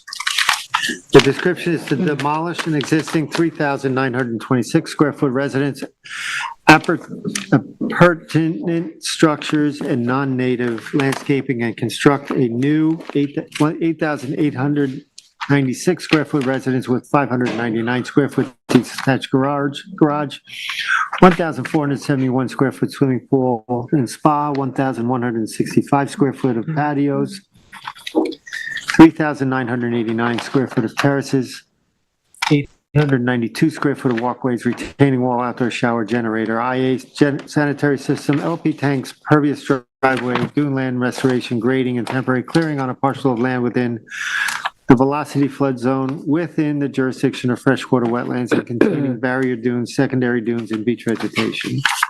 The relief sought is a natural resources special permit pursuant to 255-420 of the East Hampton Town Code, and 8 variances are required for this application. Variances of 32.6 feet, 35.5 feet, 20.8 feet, 14.6 feet, 14.9 feet, and 9 feet and 4 feet are required from 255-430 of the East Hampton Town Code to construct the entry stairs, residence, planter, generator, retaining wall, LP tanks, and outdoor shower 67.4 feet, 64.5 feet, 79.2 feet, 85.4 feet, 85.1 feet, 91 feet, and 96 feet from freshwater wetland where 100 foot is required, and a variance of 3.6 feet is required from 255-1110 to construct a residence at a height of 28.6 feet, where 25 is the maximum allowed for a flat roof. Zoning district is A5 residence, VE 18 flood zone, VE 17 flood zone, AE 11 flood zone, and flood zone X. And in the Cobra zone, the secret class is type 2. And council, do we have proper affidavit of service and posting? Yes, I reviewed the affidavit. Everything appears to be in order, and the board has jurisdiction. Thank you. And again, Member Mehring. Thank you. Before I proceed, I would like to make a disclosure. In August of 2023, well before I ever knew I was going to be on this board or was going to be on the board, and prior to there being an application that's been formulated, I made some generalized comments related to this parcel. This focused on a very large chain link fence that was visible on the dune. It mentioned the deed transfer that was reported in the Star. It mentioned that the application would likely, whatever it would be, if there was one, would be in jurisdiction of the ARB and the ZBA, and that it could be meaningful. So I wanted to disclose that, but I also want to affirm that those were generalized statements unrelated to the application. I have no pre-existing views on this application or any biases or anything that would impede an impartial and full proper review of this application. So I did want to make that disclosure before I begin. Okay, so this is the posting from Bluff Road. And again, as you know from the survey, there's a very long access road that will take us down through a lot of the vegetation and towards the house, which is also basically right towards the bluff. So next slide, please. So I'm just in my car looking at my windshield at the very beginning of that road. I took photos at different times of day because sun was an issue, so I kept trying to get clearer photos. But so I'll proceed down south towards from Bluff Road towards the house. So this was taken on a morning. Again, that is what the access road looks like. You can see the vegetation on either side. I can't, my own eyes can't see. I think you can see the house in the distance. Keep going. Okay, so now you get all the way to the end of that. There's a little gate, takes you to a gravel driveway, and that is the existing house that will be demolished, but that's the present house in the distance. Next slide. Closer in the driveway, that is the existing house from the north side. Next slide. I did just want to show some of the conditions. So there's a sort of a shaggy lawn around the house. Next slide. And more of that, see that fence, that fence on the property is really the mark between the wild landscape and what was somewhat more landscaped. Next slide. There's the existing pool. I'm looking north towards Bluff Road. Next slide. I did actually just zoom in. You can indeed see the houses at the historic district from there. But again, that's a little bit magnified. I just want to show sort of the relation between the house existing and the Bluff Road. Next slide.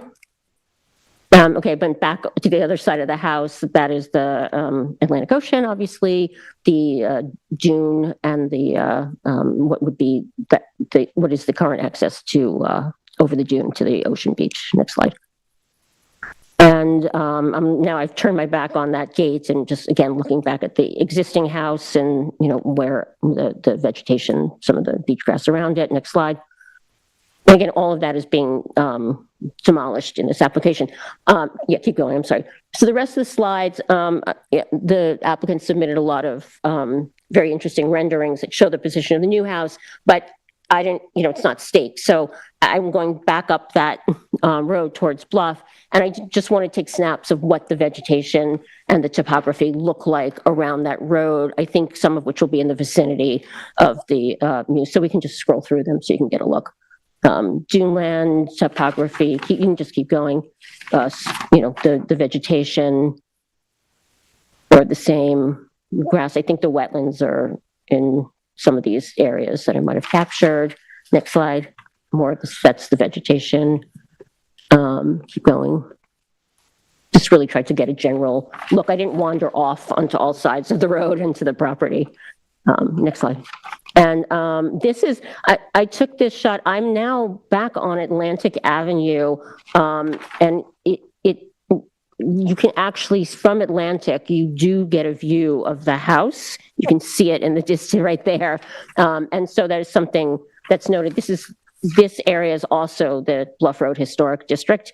And just, you can see the house. And then I just took a little bit of a closer view of it, zoomed in, and that's my last slide. You can see the house there. Okay, I think that's it. Thank you. This is one of those areas where you do stop and just take notice at the spectacular beauty of where we live. It's amazing. So, how you doing? Good evening. Announce yourself. Oh. My name is Mark Turkel. I'm the founding partner of Leroy Street Studio Architects. Great. Do you swear for to tell the truth, the whole truth, and nothing? Swear that's true. Okay. Good evening, members of the board. I'm here to introduce our presentation to you this evening. A word about our firm. We've designed houses in Eastern Long Island for over 30 years.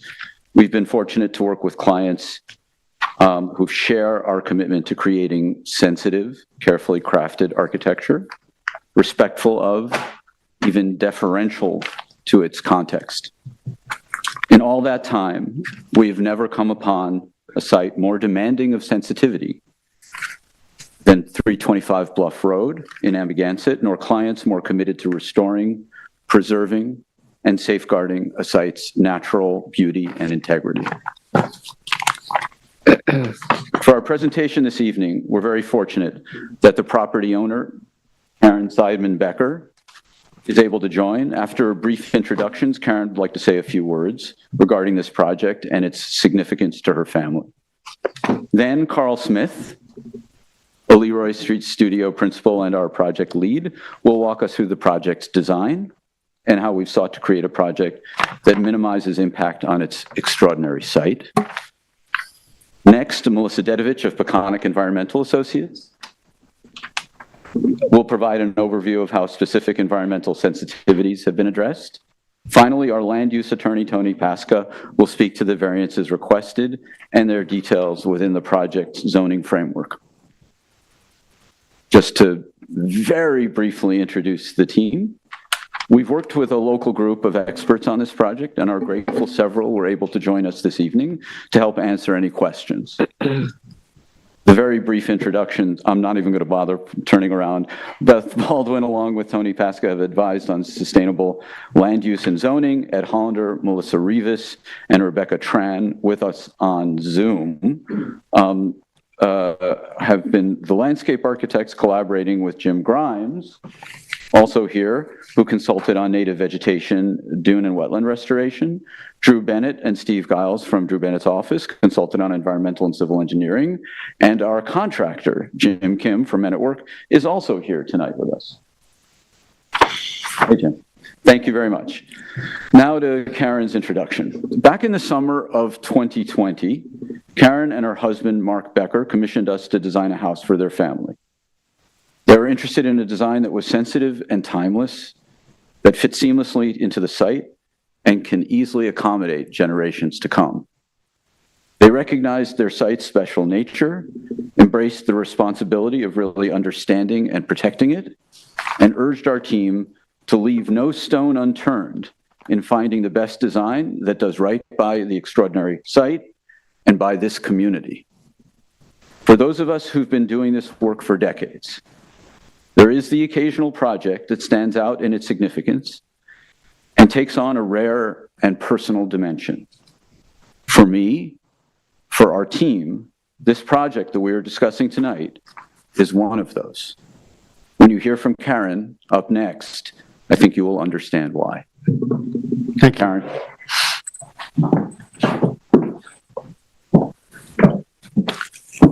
How are you? Hi, I'm Karen Seidman Becker. Do I do this? Do you Okay. swear affirm to tell the truth, the whole truth, and nothing but the truth? I do. I'm honored to be here tonight. I don't know how many people get up here and cry, so I'm going to try to keep it together. After coming to Amagansett for decades to visit friends, COVID hit, and our family was looking for a place to spend the summer, and we rented a home on Marine Boulevard. And we loved it. We loved the town. We loved the walks on the beach. We loved the family time together. We loved the people. We loved everything about it. The next summer, we rented in Napeague, and again, a little further away. Loved the beach, loved the town, loved the people, loved everything about it. In the summer of 2020, we were told about a house that could have been on the market at 325 Bluff. And we went and we visited, and when we went and stood on the roof and looked around at the incredible dunes and dunescape, at the vistas, at the ocean, my husband Mark loved watching the whales and the dolphins and the nature. He taught my children that. We got our binoculars out. We didn't want to leave. We loved the walk to town. We loved the community. We've always viewed ourselves as not only stewards of our community, but the places that we live, the streets that we live on, the schools that we're part of. And so we felt really fortunate to be able to buy that property. And we assured the owners, who Mark built a personal relationship with, that we would take care of it. Not soon after we closed, Mark was diagnosed with cancer. And we viewed this as our home together as our children, who are now 22, almost 20, and 17. No matter where they ended up in the world, would come and spend our time together in the summers. And as our family expanded, this would always be their home. Watching Mark sit on that beach was so good for him, and watching him watch the whales and the dolphins at some level was curing. Unfortunately, Mark lost his battle to cancer last summer, August of 23. And it is our commitment to make Mark's vision a reality, to raise generations to come here in the summers and in the fall and at other times together. And we love the dunes. It's why we're not planting a lawn. It's why we want to restore it. And it's why I just wanted to come tonight and tell you this is very personal. We're very committed to the town and to the beach and to the restoration of the dunes. And we appreciate Amagansett, and we are hopeful to spend a lot of quality time here and be a great part of this community. So thank you. Thank you. And you've assembled quite a team here.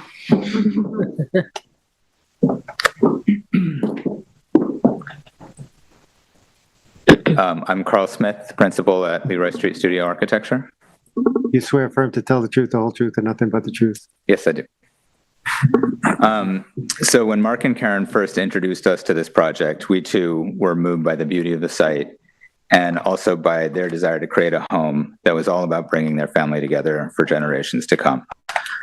With this in mind, our approach was to create a house that was in balance, taking account of their needs and their family's needs, was in balance with the site, and to restore as much of the natural environment of the site as possible. So as you've seen, the existing house is right in the middle of the primary dune, which not only makes it vulnerable to erosion, but also compromises the dune itself.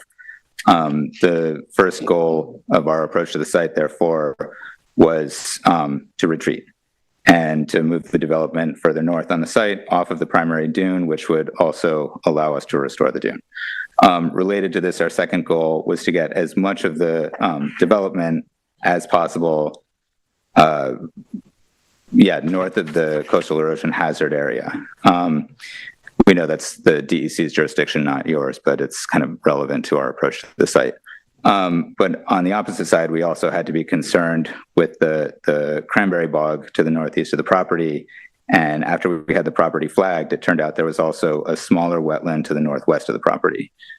We also needed to address the FEMA requirements that affect this property. The whole property is in a FEMA zone, but the northern portion of the property is in the AE zone and the southern area is in the VE zone. So getting the house to be entirely within the AE zone was a goal to ensure resilience and compliance, and also do so with the lowest possible profile of a building on the site. So all of those constraints were taken into account as we developed a concept plan that would focus the house and all the kind of disturbed or touched areas in the northwest portion of the property, out of the CHA, out of the VE zone, and as far away from the more valuable wetlands to the northeast as possible.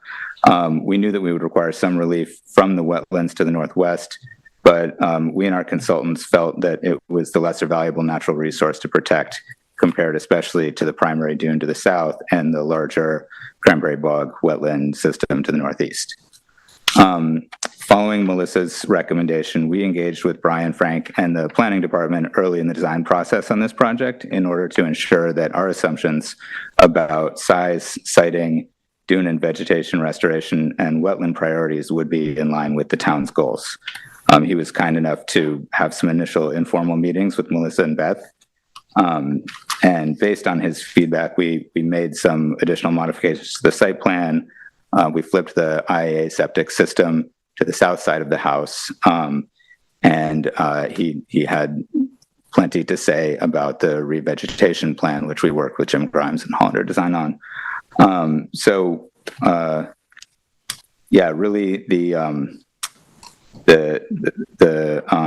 size of the building's footprint, as well as the reduction in lot coverage and the selection and disposition of the native planting on the site, are all kind of the result of our back and forth with Mr. Frank and with the planning department.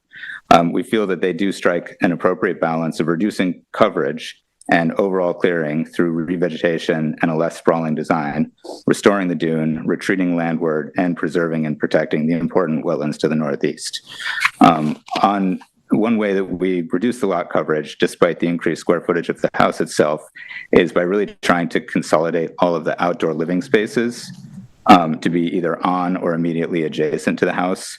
So the pool and the pool deck are combined with and stacked on top of the garage, and the bulk of the outdoor living space is within the footprint of the house in the form of 2 second-floor terraces and a roof deck, rather than kind of lawns and terraces extending out into the site. So it really is our belief that our proposal offers a significant improvement compared to the existing conditions on the site in terms of setback from the dune, setback from the freshwater wetland, especially to the northeast, compliance with FEMA requirements, compliance with the principles of East Hampton's CARP, reduction of sprawl on the site, reduction of non-native plant species, restoration of the dune, improvement of the sanitary and stormwater systems on the site, and reduction of visibility of the project from all public areas compared to what's existing. In the words of the TAM, our project supports the town's managed retreat and accommodation strategies as described in the CARP.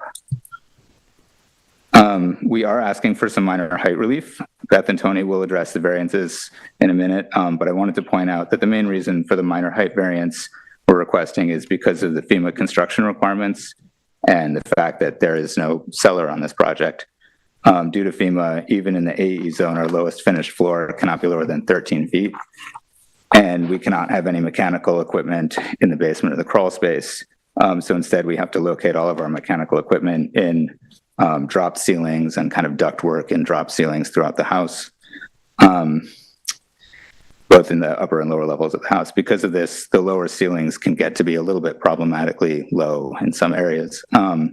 In addition to this, because of the narrow footprint of the building, in response to all of the setbacks on the site, the existing grade kind of falls away, especially as you approach the far east and west ends of the house.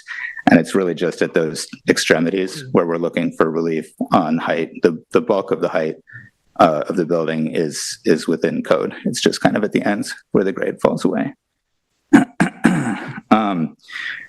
Really, regarding the size of the house, as described earlier, this final proposal was the result of a kind of interactive process with the planning department to try to find a balance between restoring the site, but also providing for the client's needs. We do think it's worth noting that due to FEMA, all the mechanical, all the storage, all the living spaces of the house need to be contained within 2 levels. There's no basement, there's no attic. And we also made every effort to minimize sprawl in areas of clearing and disturbance. We've tried to contain the majority of the living spaces in or immediately adjacent to the house, as I said before. So when we consider the size of the house and its requirement to meet the client's needs, we wanted to explain this to just, the house and the immediate area is the only way that the owner kind of occupies the site. They're not spread out around the site. There's no large yard, there's no detached pool house, there's no patio where they'll congregate. We also wanted to mention that, as you probably know, we came before we came to this board, we came before the ARB twice. It was very helpful to get their feedback. They acknowledged the importance of the environmental side of the project and reminded us that it was really the planning department and your jurisdiction. But they did kind of acknowledge the sensitivity of our approach. Some of the members of the ARB at first questioned whether it was appropriate to have a modern design at this location. And we explained that while it may be kind of new and modern, the limestone cladding of the house is inspired by the sand of the dunes, and its position kind of nestled low in the dune swale does not attract attention. Rather, it kind of embraces and reflects the natural beauty of the site. We were able to show them, as you've probably seen, how the proposed house is virtually invisible from Bluff Road, even at night. The Architectural Review Board appreciated the care with which our proposal was created, its sophistication, and the degree to which it restores and defers to the surrounding landscape. In the end, we feel that they were convinced by the exceptional nature of the site itself, by the environmental sensitivity of our proposal, and by the collaborative approach and care with which we tried to approach this process.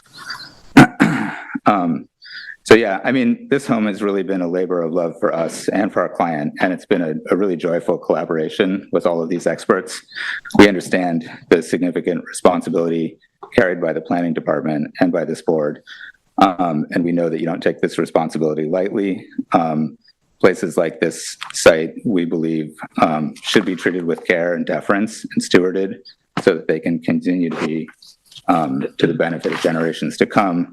We just hope that you will see that Karen and that we are approaching this project with that same level of care and deference. So one of the things that we looked for in applications like this nestled in the dunes is that the original topography of the dunes is maintained to the maximum extent possible. So the house should basically, we don't want, regrading or anything to make a house fit into that. We want to see that, because that's the beauty of this whole area, is that undulating topography of the dunes, and that needs to be preserved to the greatest extent. So, looks like you did. So yeah, I mean, as you probably can see, the existing house was built. It's almost like it's 3 levels as you approach from Bluff Road, and it's 2 levels as you view it from the south. It's really dug into the side of the dune, of the primary dune. So we will be removing the existing house, and I think temporarily leaving the foundation in place as we kind of stage the site to try to minimize disturbance during construction. And then we'll be removing the retaining wall and regrading kind of natural dune profile. thank you. Any questions? No. Thank you. Melissa? Assume the position. Melissa, do you swear affirm to tell the truth, the whole truth, and nothing but the truth? I do. Thank you. Melissa Dedovich, Peconic Environmental Associates. I too was so taken aback when I went to that property. It's spectacular. We're very fortunate to have clients who are willing to work with us and really do the right thing and try to restore this property to what it should be. One of the things I love noticing about this picture is you can see the sprawl of the existing. But also, do you notice how the vegetation around the house doesn't match with what's in the dune? So this is an overall project of just not even retreating, but also restoring the dune. Like you said, we're bringing 580 cubic yards of sand in to fill in that area. Actually, the cross-section, the Hollander cross-section shows very easily how we're retreating from the primary dune crest. The house itself is going to be 6.5 feet lower than what's existing and FEMA compliant, no attics, no basement. But I'm digressing from what I'm supposed to be saying. So I'm going to start with, we received the TAM, and I'm going to discuss our response to the TAM. One of the questions that came up during the technical review was if we could prevent disturbance and sedimentation of the wetlands during construction by updating our sediment control plan, if you could put that up. So we had Drew Bennett's office. They actually now are showing that the project limiting fence is going to be going along the entire 900, almost 900 linear feet of the driveway to provide additional protection. Also, per the planning department, an amended construction protocol was prepared by Men at Work, which calls out wire reinforced silt fencing and 4-foot wood snow fencing to be installed around the entire property perimeter of the proposed area of clearing and land disturbance to ensure the stability of the mitigation throughout demolition and construction. It's also called out on the previously cited sediment and erosion control plan by Drew Bennett's office. The Men at Work staging plan also was revised to relocate the soil stockpile further from the adjacent wetlands to prevent potential wetland sedimentation. Originally, the soil stockpile was going to be here, but now we put it up here to maximize that distance. Another question was asked about was RCA. We are not planning to use any RCA. We never do within wetlands area. Another question that came up in the technical review was concerns regarding the long-term effectiveness of the proposed drainage swales and how they would perform as compared to traditional gutters and leaders to dry wells without unnecessary impacts on the surrounding wetlands and dune land.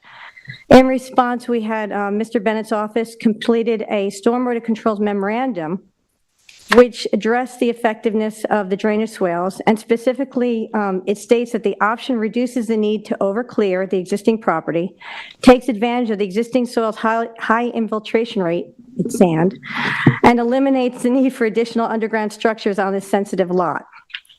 Presently, there are no stormwater drainage structures on the site, and runoff currently sheds into the surrounding duneland and wetlands.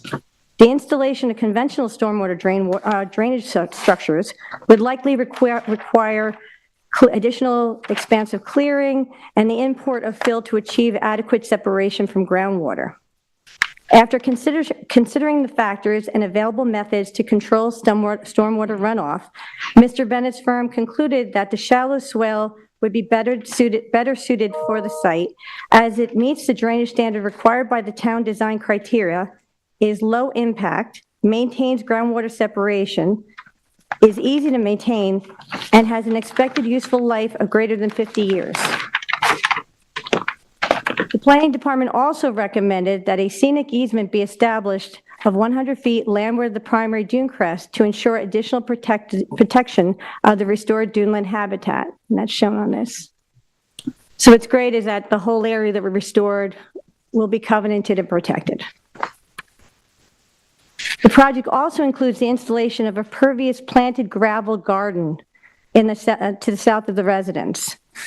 Per the directive of the planning department staff, the originally proposed decorative crushed bluestone has been switched to clean, local, water-pervious quartz gravel, and it's now reflected on the planted gravel garden detail noted on both the updated Hollander plan and Grimes land design plan. We could put those. Actually, can we stop there for a second? This, we didn't, we had set these up to be shown during everybody's discussion, but this is actually the existing conditions. And you can see here, like, this is the existing house within the 100-foot dune crest. This is all invasive vegetation that's all being removed. In the prior side-by-side comparison, that was that dark green vegetation that didn't look like it belonged. Well, it doesn't belong. So there you can see there. So now on the updated, this is the overall restoration plan. And this includes the detail on the corner up here. That this will be pervious, and it'll be the local quartz.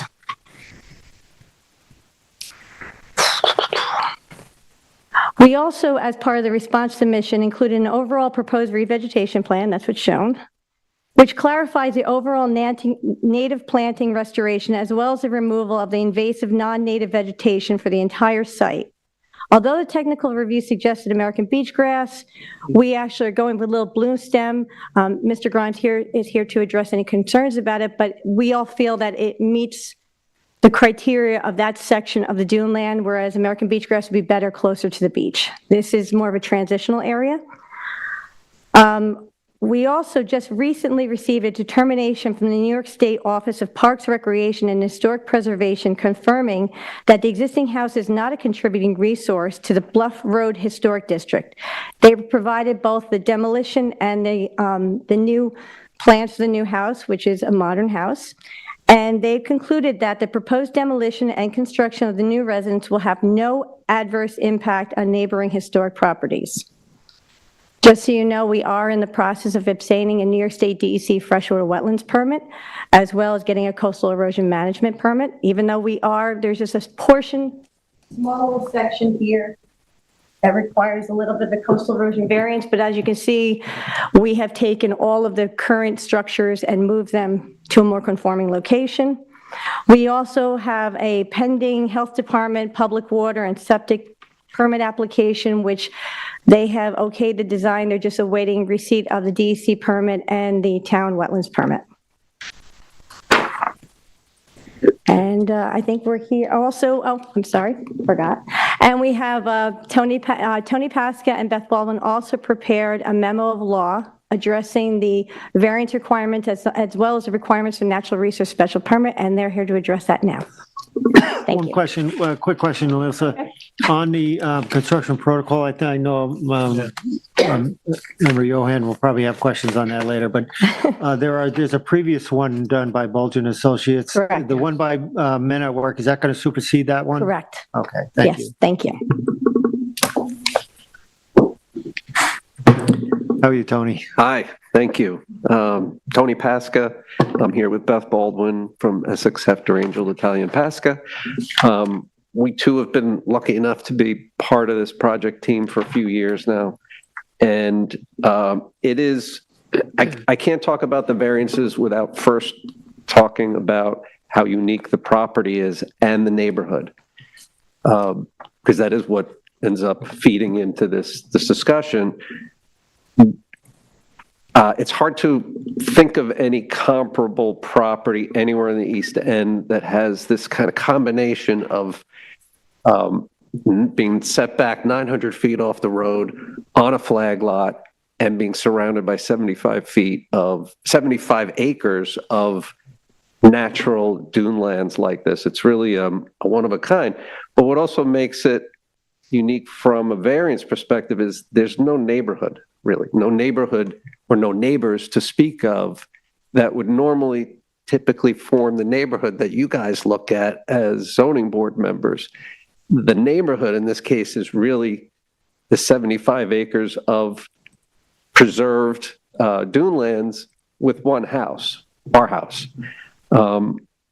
It's also, I'll give you a little background, what's a little bit unique about our experience with this property has also been the owners. When we were all brought on this team, and I would say unique in a good way, the owners, most cases like this that we deal with, the owners are looking to maximize their views, to maximize their proximity to the water in order to preserve those views.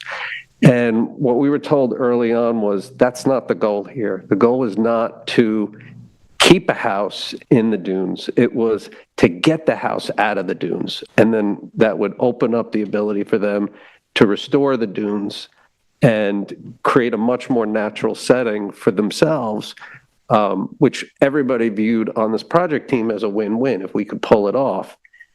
That's not the typical thing we see, but it was something that we were all charged with from the very beginning of this project, was to scrap the idea that we want to recreate what's there. We want to create something new and better and improve the dune system.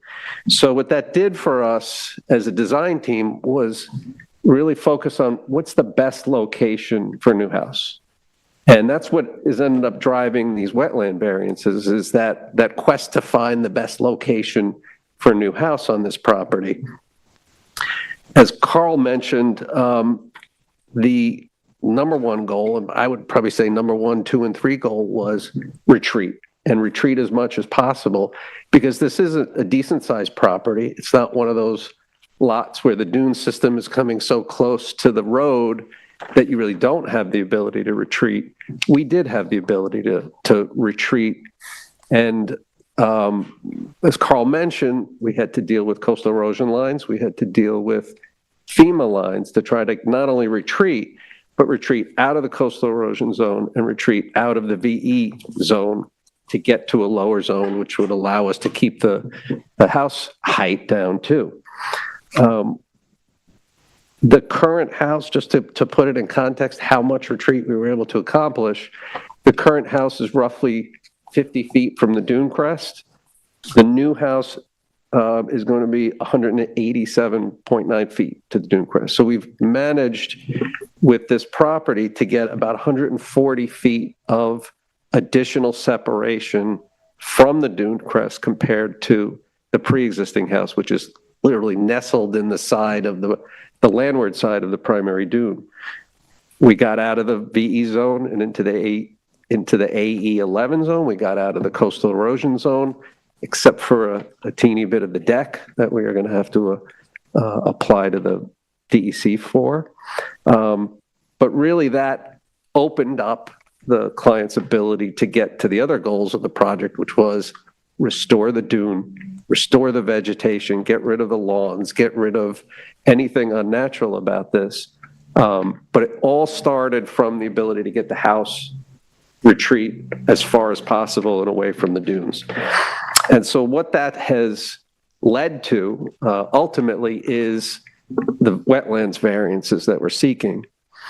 When we started the process, the very first design, which had the house roughly where it is, but the septic system north of the house, because we were trying to get the septic system as far away from the dunes as possible, we were not aware of that little pocket wetland to the northwest of the property.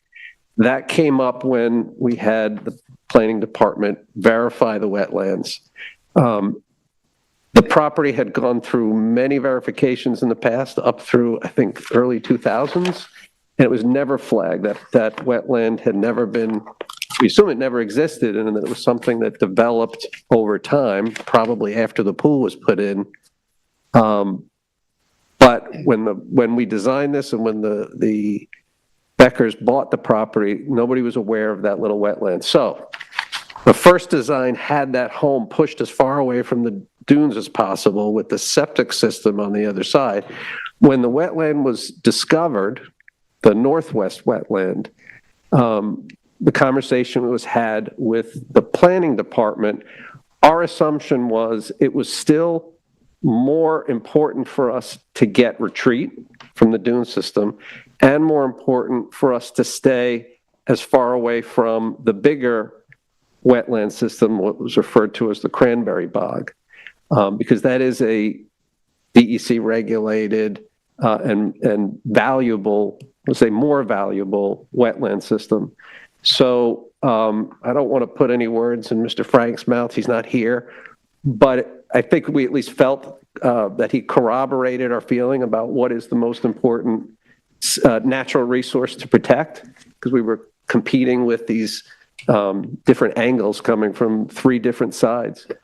What he did encourage us to do was at least get the 150-foot setback to the sanitary system, because that is probably the most critical element to protect the wetlands, is to get the sanitary systems as far away from the wetlands as possible. So that's what led us to relocate the sanitary system south of the house. And we have been able, through our terrific engineers, to get, despite a kind of robust leaching field, they still were able to fit everything within the 150-foot wetland setback and the dune crest setbacks coming from the other side. That we felt was holistically, and this is how we've approached this whole project, is when I use that word holistically, you have to take into account all the competing design factors and all the competing natural resources that we were trying to protect. This pocket wetland was the one that we felt it was appropriate to ask for some relief from this board. So with all that, let's talk a little bit about the 5 factors for the wetlands variances. As far as the impact on the character of the neighborhood, the reason I brought up that the neighborhood really was this natural neighborhood is that we believe that by promoting the environmental benefits and the holistic environmental benefits that we're talking about, we are having, this proposal will have a positive, a substantial net positive impact on the natural resources of this area. Clearly, there's a pool that already exists within the setbacks to that small pocket wetland. So by locating the house within that disturbed area, it's not materially altering that, but what it is doing is, as we talked about earlier, opening up that ability to restore the dunes, to restore the natural vegetation, to minimize the extent of clearing.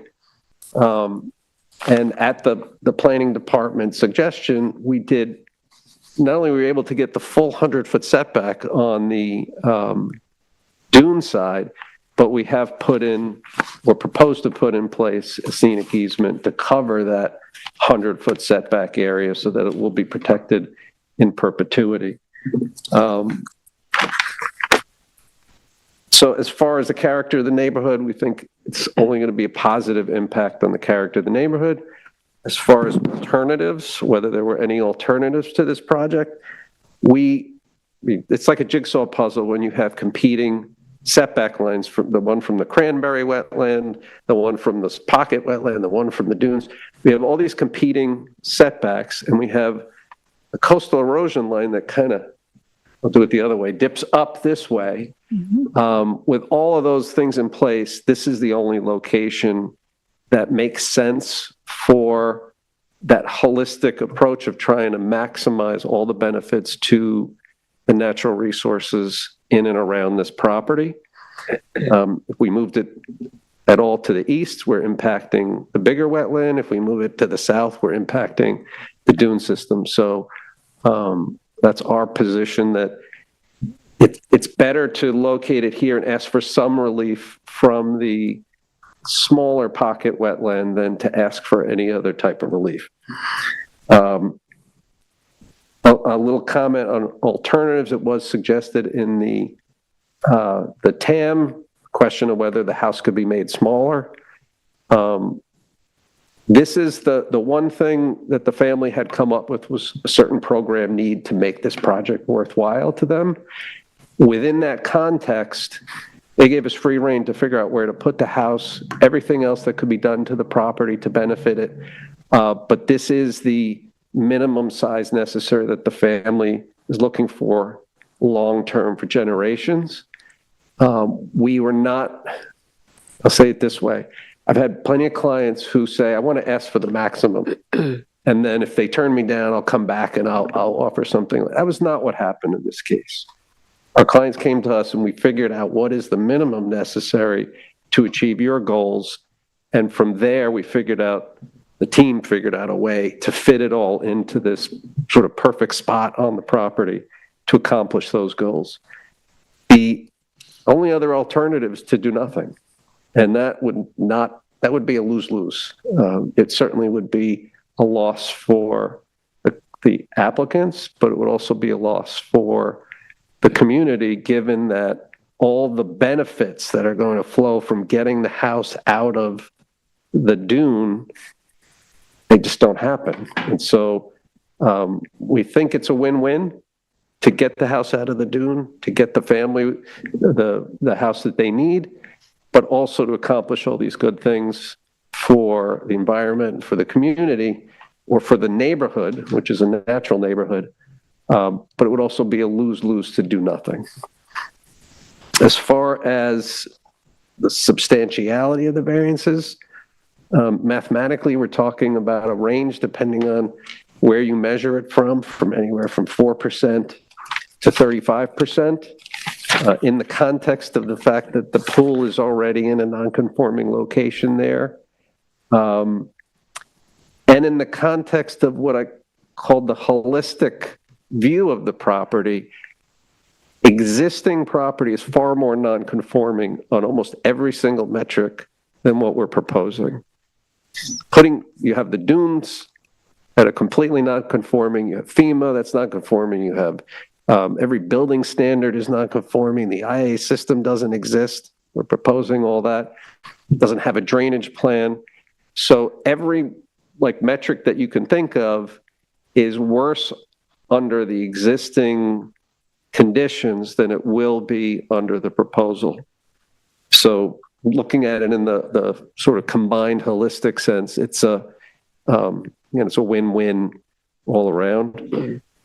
As far as the physical or environmental impacts, I've already made that case that this is going to be a net positive on the environment, not the opposite. And as for the self-created question, as I mentioned, the issue of this northwest wetland was unknown up until the time it was flagged, which was during the time of the process. Don't know when that wetland got created, but it was somewhere in the last 20 years. So we're also faced with those competing setbacks that really don't leave an alternative for anybody, whether it's this owner or anybody else, to deal with this property other than to ask for some relief. And the relief we're asking for from that northwest pocket wetland, we believe is the appropriate relief to ask for. I want to briefly just also talk about the height variance. Would you mind putting up the LSS elevations? The context of this height variance, Carl has started mentioning, I think that's yes, thank you. Carl mentioned that what I described, I'll put it this way, what I described before is sort of these competing horizontal influences that led us to this one point of the property. We have also a vertical competition going on, and that's between the FEMA plane, which is a very perfectly flat plane where the house is, that forces us to start that first floor at a certain elevation. And we also have a natural grade, which is not flat. The natural grade in the middle of the house goes higher, and in the on the sides of the house, the east and west sides, it dips down a little bit. In the middle of the house, we're actually under the maximum allowance of height. On the ends, we're a little above it because of the natural grade. The town doesn't use an average system. Other towns do. Most jurisdiction I work in use an average natural grade. East Hampton doesn't. And so that's why we're here, is because of those ends of the house. When we talk about the 5 factors, the impact on the character of the neighborhood, we don't have neighbors who are going to be, or the type of neighbors who are going to be impacted by a couple of feet on the ends of each side. Because the house is 900 feet set back from the road, there's not a human alive who could discern the difference between a couple of feet on each end from Bluff Road. And if you're on the other side, the beach side, where you can see the existing house, this house will be virtually invisible from the other side. I think it will be invisible. We have some graphics to show that. And so from a height standpoint, the impact on the character of the community is a substantial net benefit by reducing the house 6.5 feet, the height of the house 6.5 feet, and getting it away from the dune. As far as alternatives go, I talked about the natural grade problem. There's no other place to fit this within this puzzle that doesn't force us to ask for that little bit of relief. And as Carl explained to you, there are design constraints when you have only 2 floors to work with. You can't put your mechanicals underneath. You can't put vents underneath the base flood. And we don't have an attic. So it's the same type of issue. You could put a sloped roof on to pick up some extra feet, but nobody wants to do that. So, and I don't think anyone's benefited by anything like that. So, what else? Substantiality. I mean, looking at the before and after, the existing versus the proposed, that's the context that we're dealing with. So in that context, we don't think that this is a substantial ask to have the couple of feet on each end.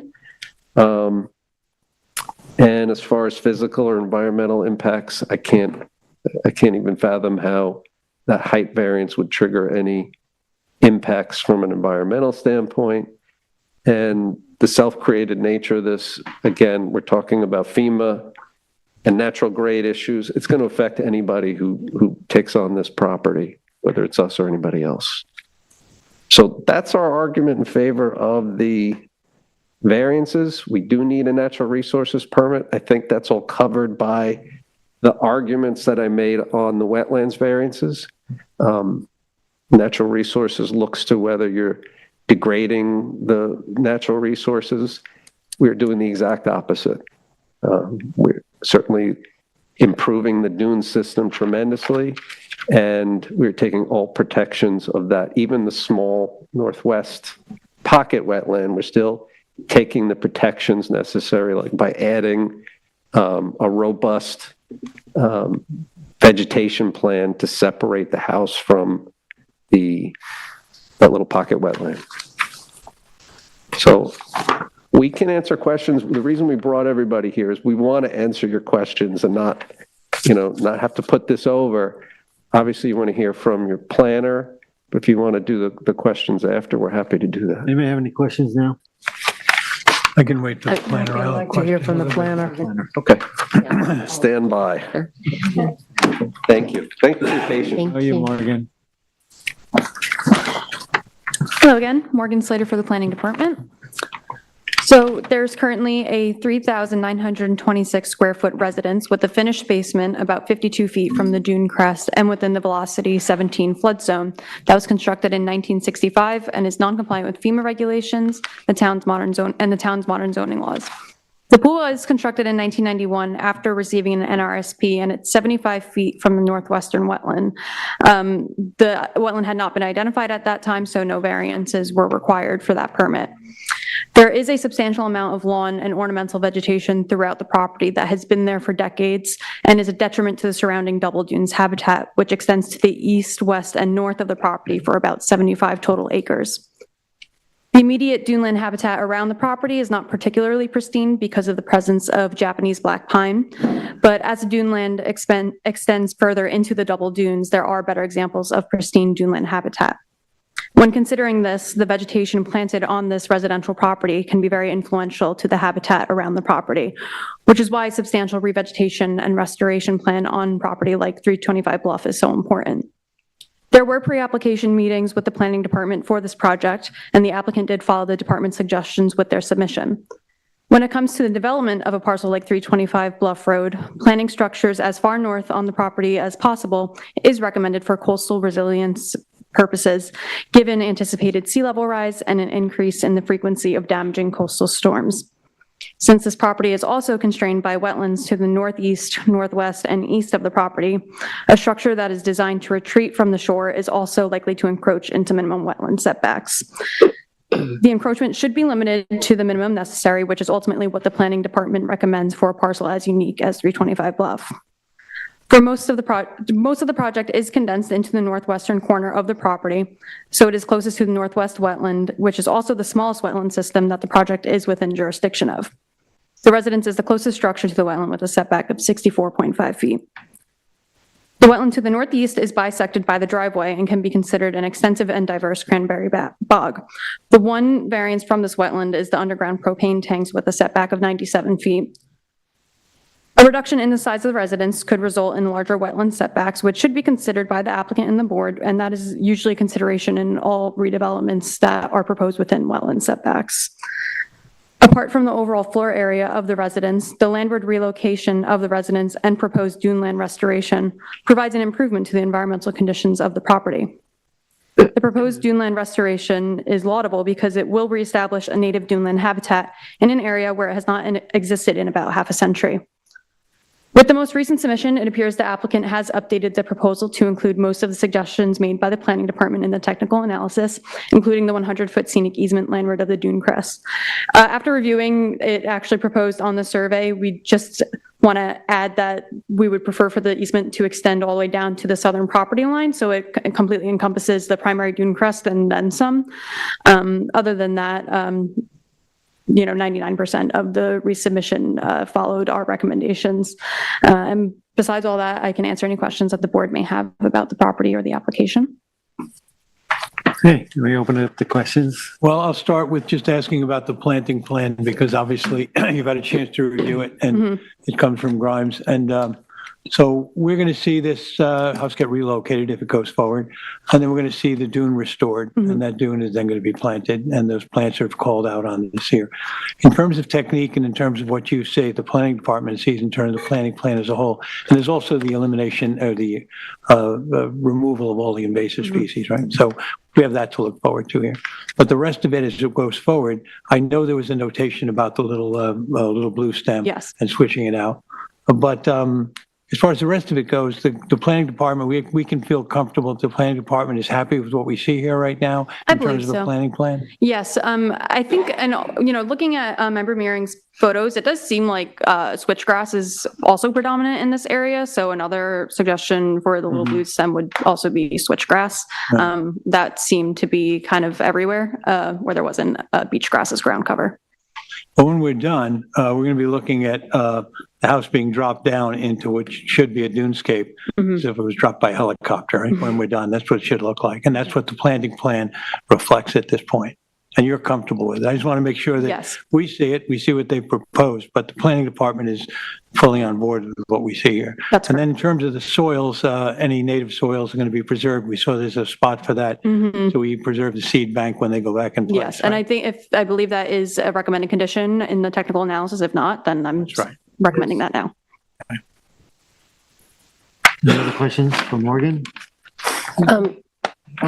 I just want to, I mean, I can see visually, obviously, it's on the survey, the line of disturbance and the proposed for construction temporary is 43,746. Is there a way to sum up how much of that is happening on areas that are not already disturbed? Because it also includes re-clearing of, where the, so is there a way of just kind of telling us? When I was trying to figure that out, it looks like, areas that are west of the currently cleared area that are not cleared will be included in the temporary clearing for construction. Okay, but we don't know the actual square footage. Oh, no, no, it's not like I can't segment it like that, really.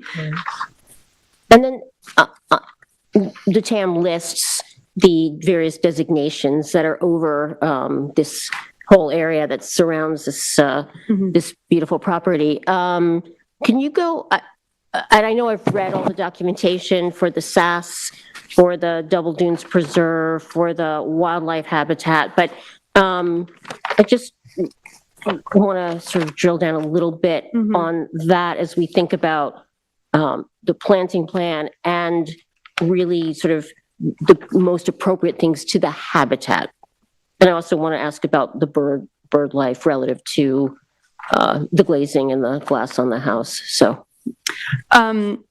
well, I know the SAS for this particular area does emphasize retaining duneland character. So with the restoration of the duneland, it does seem to, meet those requirements of the SAS.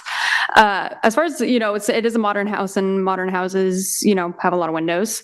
I believe the design is dark skies compliant with the town's dark skies requirements, and I think the ARB also, that's more like the ARB's purview. I mean, I did watch the ARB and I watched both sessions closely, and I know that they had a lot of questions about the glazing, and the architect did make some adjustments in terms of sliding screens and things like that. So I am aware that I just wanted to get your, same. your take. I also reviewed the ARB's, both of their discussions on it, and it did appear that the applicant responded to the ARB's feedback about kind of reducing the lighting as much as possible without drastically changing the actual architecture of the And also structure light itself. emanating from within the house at night. Correct. Yeah. I mean, I don't, maybe one of the architects can speak to the extent of the lighting outside of the, residence, but I don't believe there's going to be much, if any. Right. Any other questions? I'm good. Good. Any questions for the applicant? Yeah, I just, maybe for Jim Kim, you want to come up, Jim? We have to swear him in, just so you know. Yep. How you doing, Jim? How are you? Jim Kim from Men at Work. You swear firm to tell the truth, the whole truth, and nothing but the I truth? do. So 900 foot of driveway that you can't park on either side, if we're back to the same argument here. So you have a plan on parking. We know that there'll be a day, there'll be 100 men on that job. What's your, Absolutely. yeah, what's going to happen? So as a board, I think I wrote previous protocols. Our company owns several cargo vans. Yeah. And we've done multiple projects with limited parking. So we meet at a designated area, they load up, and we have a full-time driver bringing them back and Okay, forth. so that's great for the carpenters, but there'll still be those tradesmen who have to have a vehicle there. So I'm saying I'm asking your opinion now. I've read your protocol, so I see the protocol. What we've done now, obviously we've gotten more efficient. We have job boxes. So we present job boxes for plumber or electrician. We keep things stored on site, locked up, so they don't have to cart their tools back and forth. It took a little while for them to get used to it. Right. But yeah, there was a lot of pushback, but now it's become pretty plain Jane for them. They come, They open up their box, any deliveries, trucks. We minimize traffic on the driveway on all projects. It's really worked out well. So you just have a load and unload zone. That's correct. And, you know, it took a while to get everybody into that mindset, but, you know, pretty much it's worked out very well. Yeah. Anybody have another question about Jim? That's all, yeah. Okay. The only other question I would have had was the 8-foot chain link fence. Yes. That's on either side of the property. I mean, where did it come from? What is it about? You know, we wondered the same thing. And actually Karen doesn't even know how it came to be. So I don't know how to answer that question other than who knows? But it's not part of the proposal. It's going to come down. But yeah, it's coming down. It's something that. Yeah, it surprised me too. Yeah. How did it get there at all? No, who got permission? Don't know. Don't know. Got there. And I'm not being cheeky about that. We really don't know. We asked the questions, and Karen has no idea. So, but it's not obviously not part of the proposal, and it is coming down. Any other questions? Can I just go back on the height variance? And your explanation was very thorough. Thank you. And I understand we're not using an average, but can you just refresh us? I know there was discussion about needing to drop the ceilings internally, maybe but what is the height of that's living area story ceiling to the finish? Just curious. Inside the house. Inside, yeah, I just want to try and understand that relative to the height of the overall height of the house. Between the second floor and the first floor, there's a range from 8 foot in some areas to, I think the highest is 10'6", but it's mostly lower than the 10'6". It's mostly. Okay, I just want to understand how much of the variance, like if you were having 15 foot or 16 foot ceilings or something like that. Thank you. I didn't think they were, but just checking. Any other questions? I do not. No. Thank you. Seems like we could close the record in the hearing. Oh, could I ask Morgan one thing? I'm sorry. Yeah. Could you show us on the survey where the line for the scenic easement is? Yes. Sorry to interrupt you, Mr. Chair. I was kind of looking at it. There's these squiggly arrows here that actually make it seem like it goes past the primary dune crest. But then there's also these two arrows that show it coming from the primary dune crest. So what the planning department would like to see is the scenic easement just extend all the way down to the southern property line. So that way. The boundary line that demarks it to extend along the property line. Okay. So it is going down to the. I believe that's the intent. Okay, right. Yeah, so from the southern property line. Okay, all right, because it's showing like an arrow going, I just want to clarify that. It's going to go to this property line. I believe the arrow is meant to describe the 100 foot, right. Oh, that's what they already agreed to that. Just to avoid any, you can make that a condition. That was what the intent was, to go all the way south, so you can. Okay, so we can make it a condition. I think we're all on the same page. You can ask for the survey to be updated and clarified. No, we don't need to do that. No. Thank you. Can we we're close it? Closing everything, no record open? What? Need nothing. Nothing open. I'm sorry, what, yes, public? Oh, sorry. Is there anybody in the public? I always forget. Anybody in the public like to address this application? Matt, is there anybody on the phone? You have 0 callers. Thank you. Now we can. All right, now we can close. Okay, in the matter of Bluff Road Associates LLC, 325 Bluff Road, Amagansett, Suffolk County Tax Map 300-190-2-21, I'd like to make a motion to close the public hearing and close the record. I concur. I concur. I concur. Thank you. Thank you, everybody. Thank you. Thank you. Oh, we didn't call Jimmy Drive Jim. shop. How are you? Oh, come on. Okay, how are you? Yeah, everybody's good. Everybody's good, yeah. Loose stem. Oh my God, how do I take out of them? Yeah. Yeah. It's transition though, you know. Oh, sorry. Sorry, I was making noise with my surveys, but I curled. How's that working? Yeah. Jim, when we were younger, we used to talk about the old guard. Now we are the old guard. We're still in session here. I've been going and buying horse grain for years, and I've been buying horse grain for years, and I load the truck. Last time I'm there, he says, "Can we help you load the truck?" I said, "Not if you want me to buy here anymore. Don't treat me like, all of a sudden I'm too old to load their truck." Yeah, that's how old we are. You're going on. Yeah, it's all good. It's still Good to see you, Jim.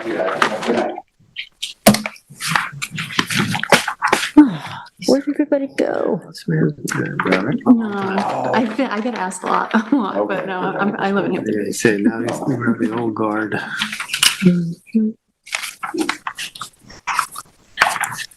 All right. How you doing, Jason? Good. Where did you in my agenda? They had a nice turnout. Come to my agenda. Yes. Now we go to the work session. We have an administrative application, Stephen Martinez at 337 3 Mile Harbor Road, Unit 14, East Hampton, Suffolk Tax Map number 300-120-2-10.2. And that's to demolish the existing mobile home deck and shed and construct a new 1,043 square foot mobile home with 200 square foot of deck, 80 square feet of shed within jurisdiction of freshwater wetlands. Okay, so this is to replace a 600, is it a 600? Yeah, about a 600 square foot mobile home. It's only partially within jurisdiction. The wetlands aren't even shown on the survey because they're 130 feet away, and just the nature of, the survey for the trailer park. It's, pretty straightforward for us. Probably require some sort of sediment control. And the current mobile home is not really habitable. So that's really the concern, with timing for this application. If you guys have any questions about it, I'll do my best to answer them. No, this is a replacement of the existing mobile home. Mm-hmm. I'm sorry, the existing size you said was what? It's 600 square feet. I have no problem with it. Yeah. I don't either. I'm fine. No, I'm fine too. Okay. Yeah. Okay, therefore I make a motion in the application of Stephen Martinez at 337 3 Mile Harbor Road, Unit 14 in East Hampton, Suffolk Tax Map number 300-120-2-10.2 to allow the application to proceed administratively. I'll second it. I concur. I concur. Thank you, I concur. I made the motion. Now we have post-hearing decisions. One. Been beautiful night in Amagansett continues. And that is Bendigo Beach LLC at 2 Bendigo Road, Amagansett, 300-152-1-11.1. Size and location is 505,355 square feet. That's 11.601 acres at 2 Bendigo Road in Amagansett. Description is construct a 5,416 square foot residence, 600 square foot detached garage, 4,172 square foot of decking, including a roof deck, 713 square foot of pool with associated pool equipment and fencing, sanitary system, pervious driveway, and to allow clearing and grading on a parcel containing freshwater wetlands, beaches, primary dunes, and beach vegetation. The relief sought is a natural resources special permit pursuant to 255-420 of the town code. The closest structures have been proposed 161.7 feet from the primary dune crest and 103 feet from the wetland. The zoning district is A5, VE12, VE10, AE10 flood zone, and the secret class is A2. Member Meering? Yes. Would you like Thank to you. proceed?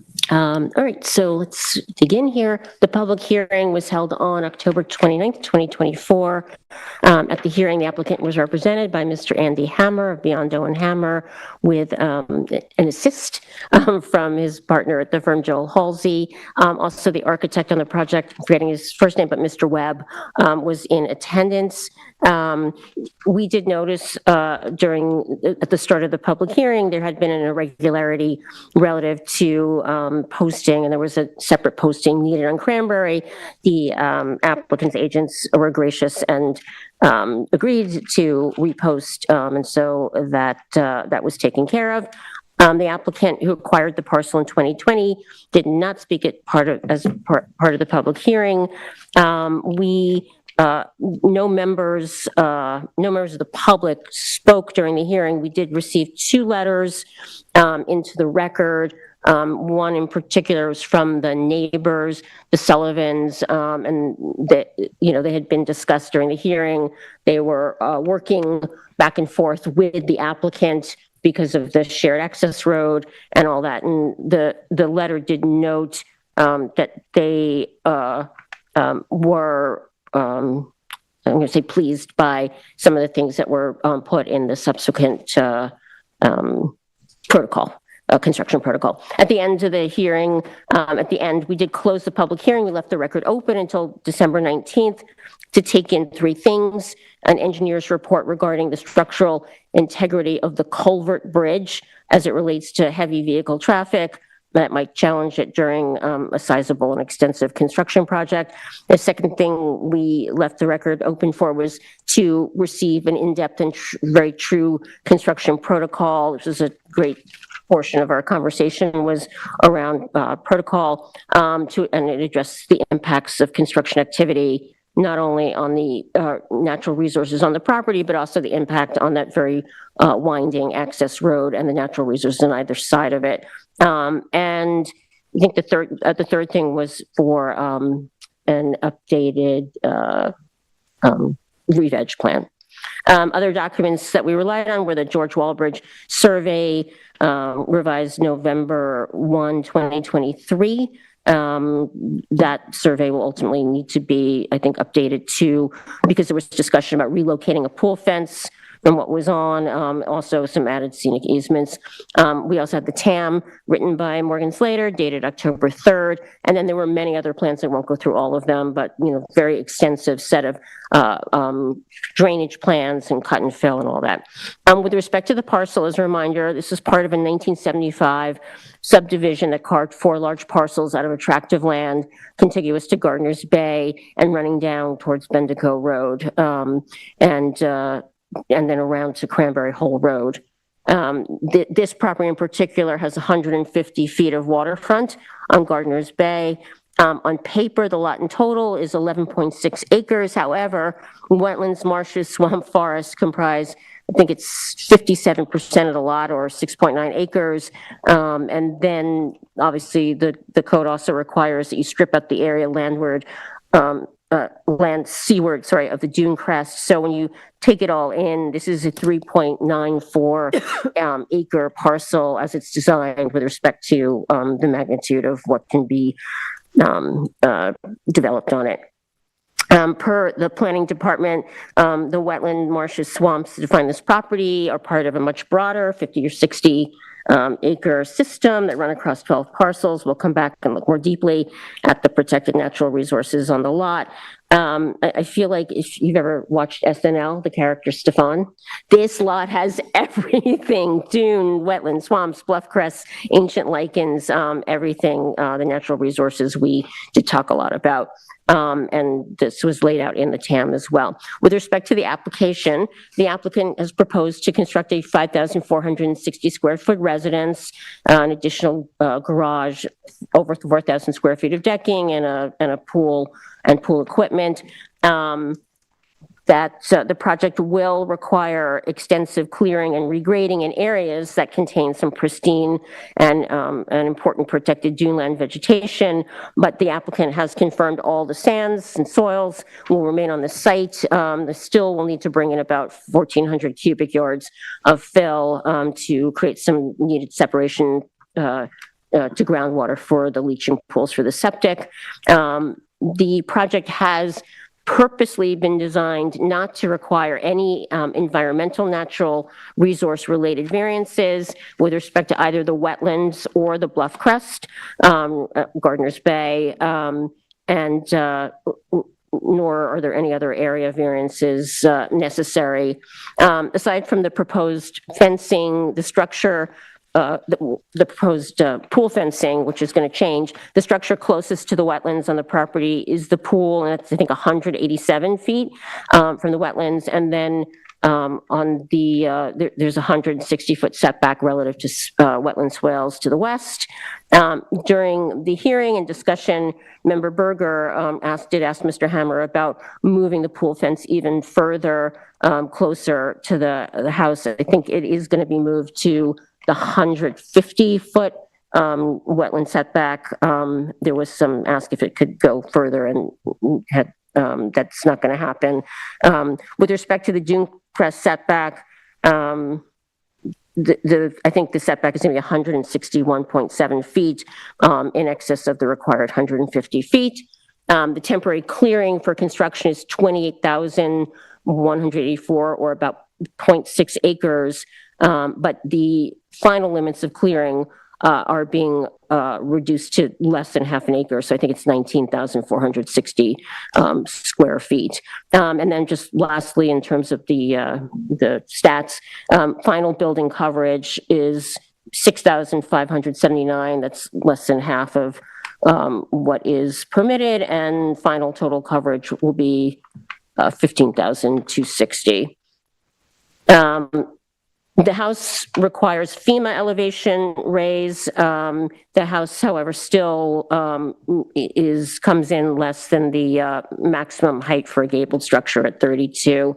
I wanted to talk about the mitigation, since this is very essential to the application and to my decision on it. I consider the mitigation to be very meaningful, offered as part of this application. In addition to the scenic easement that was required as part of the subdivision itself, that's been extended significantly. I don't think we get the final square footage, but between that and then during the hearing, we also did ask if the applicant would be willing to also provide protection on the seaward side, and so another scenic easement from the surface waters to the Seha line will be established. I think it all in that takes the protected area on this lot to maybe as much as 8 acres. So now I just want to wrap up by looking at the NRSP standards and turning to my decision. So I'm just going to start with the punchline. I am looking to approve the application. I'll just run through the NRSP standards just to ensure it's clear on my basis. So, first of all, in terms of the preservation of natural resources, of course, with the new construction, I can't just talk about will natural resources be degraded or lost. Obviously, we're looking at, is there the standard around undue degradation? And I don't believe that what's happening here is undue degradation. When I first looked at the project, it looked a bit sprawling to me because there's the U-shaped house and they decided to do one story. But when I look at the standard, right, are there other alternative designs like smaller buildings? I think they were clear. They were making a choice to go with one story to not necessarily impact the view shed from the water. And then also they're tucking the septic in the middle. So what first looked large or sprawling, I came to understand was an efficient design relative to the resources, natural resources on the lot. I also looked at, we had in the TAM, I think there's another of the 4 lots that has a similarly sized house. It's over 5,000 square feet. I thought about some other decisions we made out in Napeague on a large oceanside dune lot, and thought this was comparable.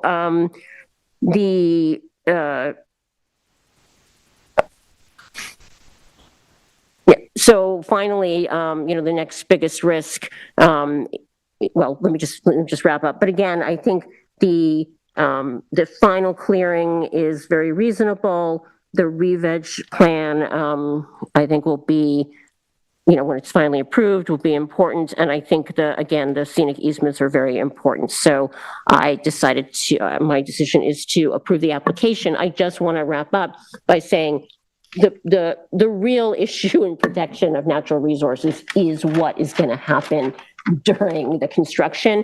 Oh, the one other thing that I wanted to cite is in the extensive, and I will want to hear Member Johans and others' view too, it was very laid out and logical, but I thought this was interesting. It said that when they went through some changes in the pilings, that provides an additional 10,924 square feet of additional area for parking and staging.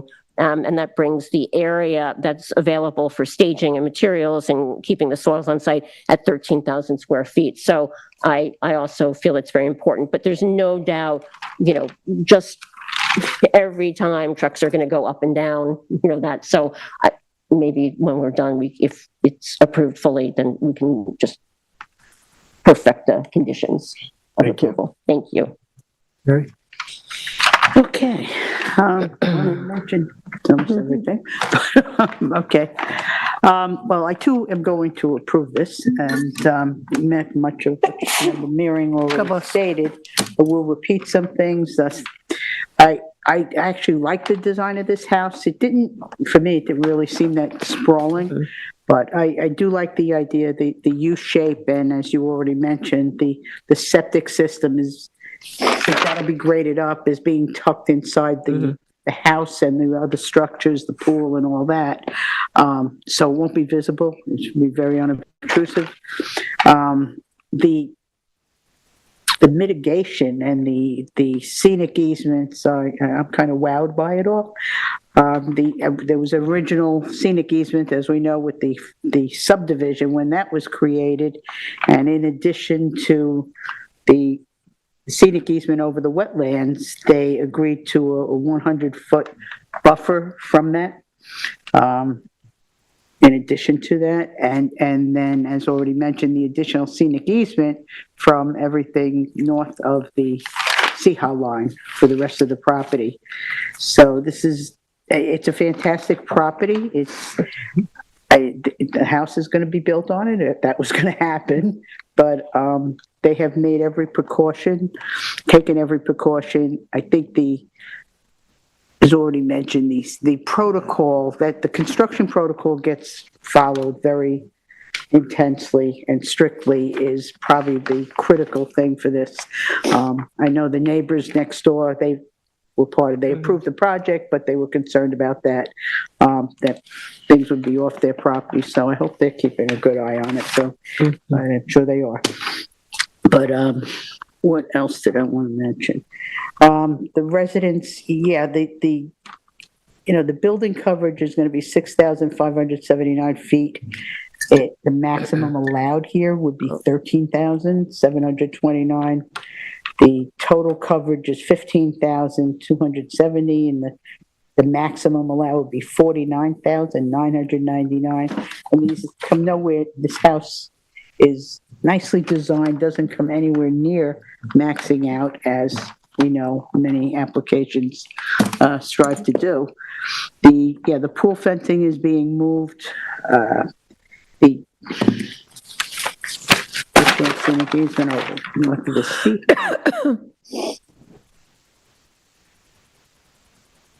the natives.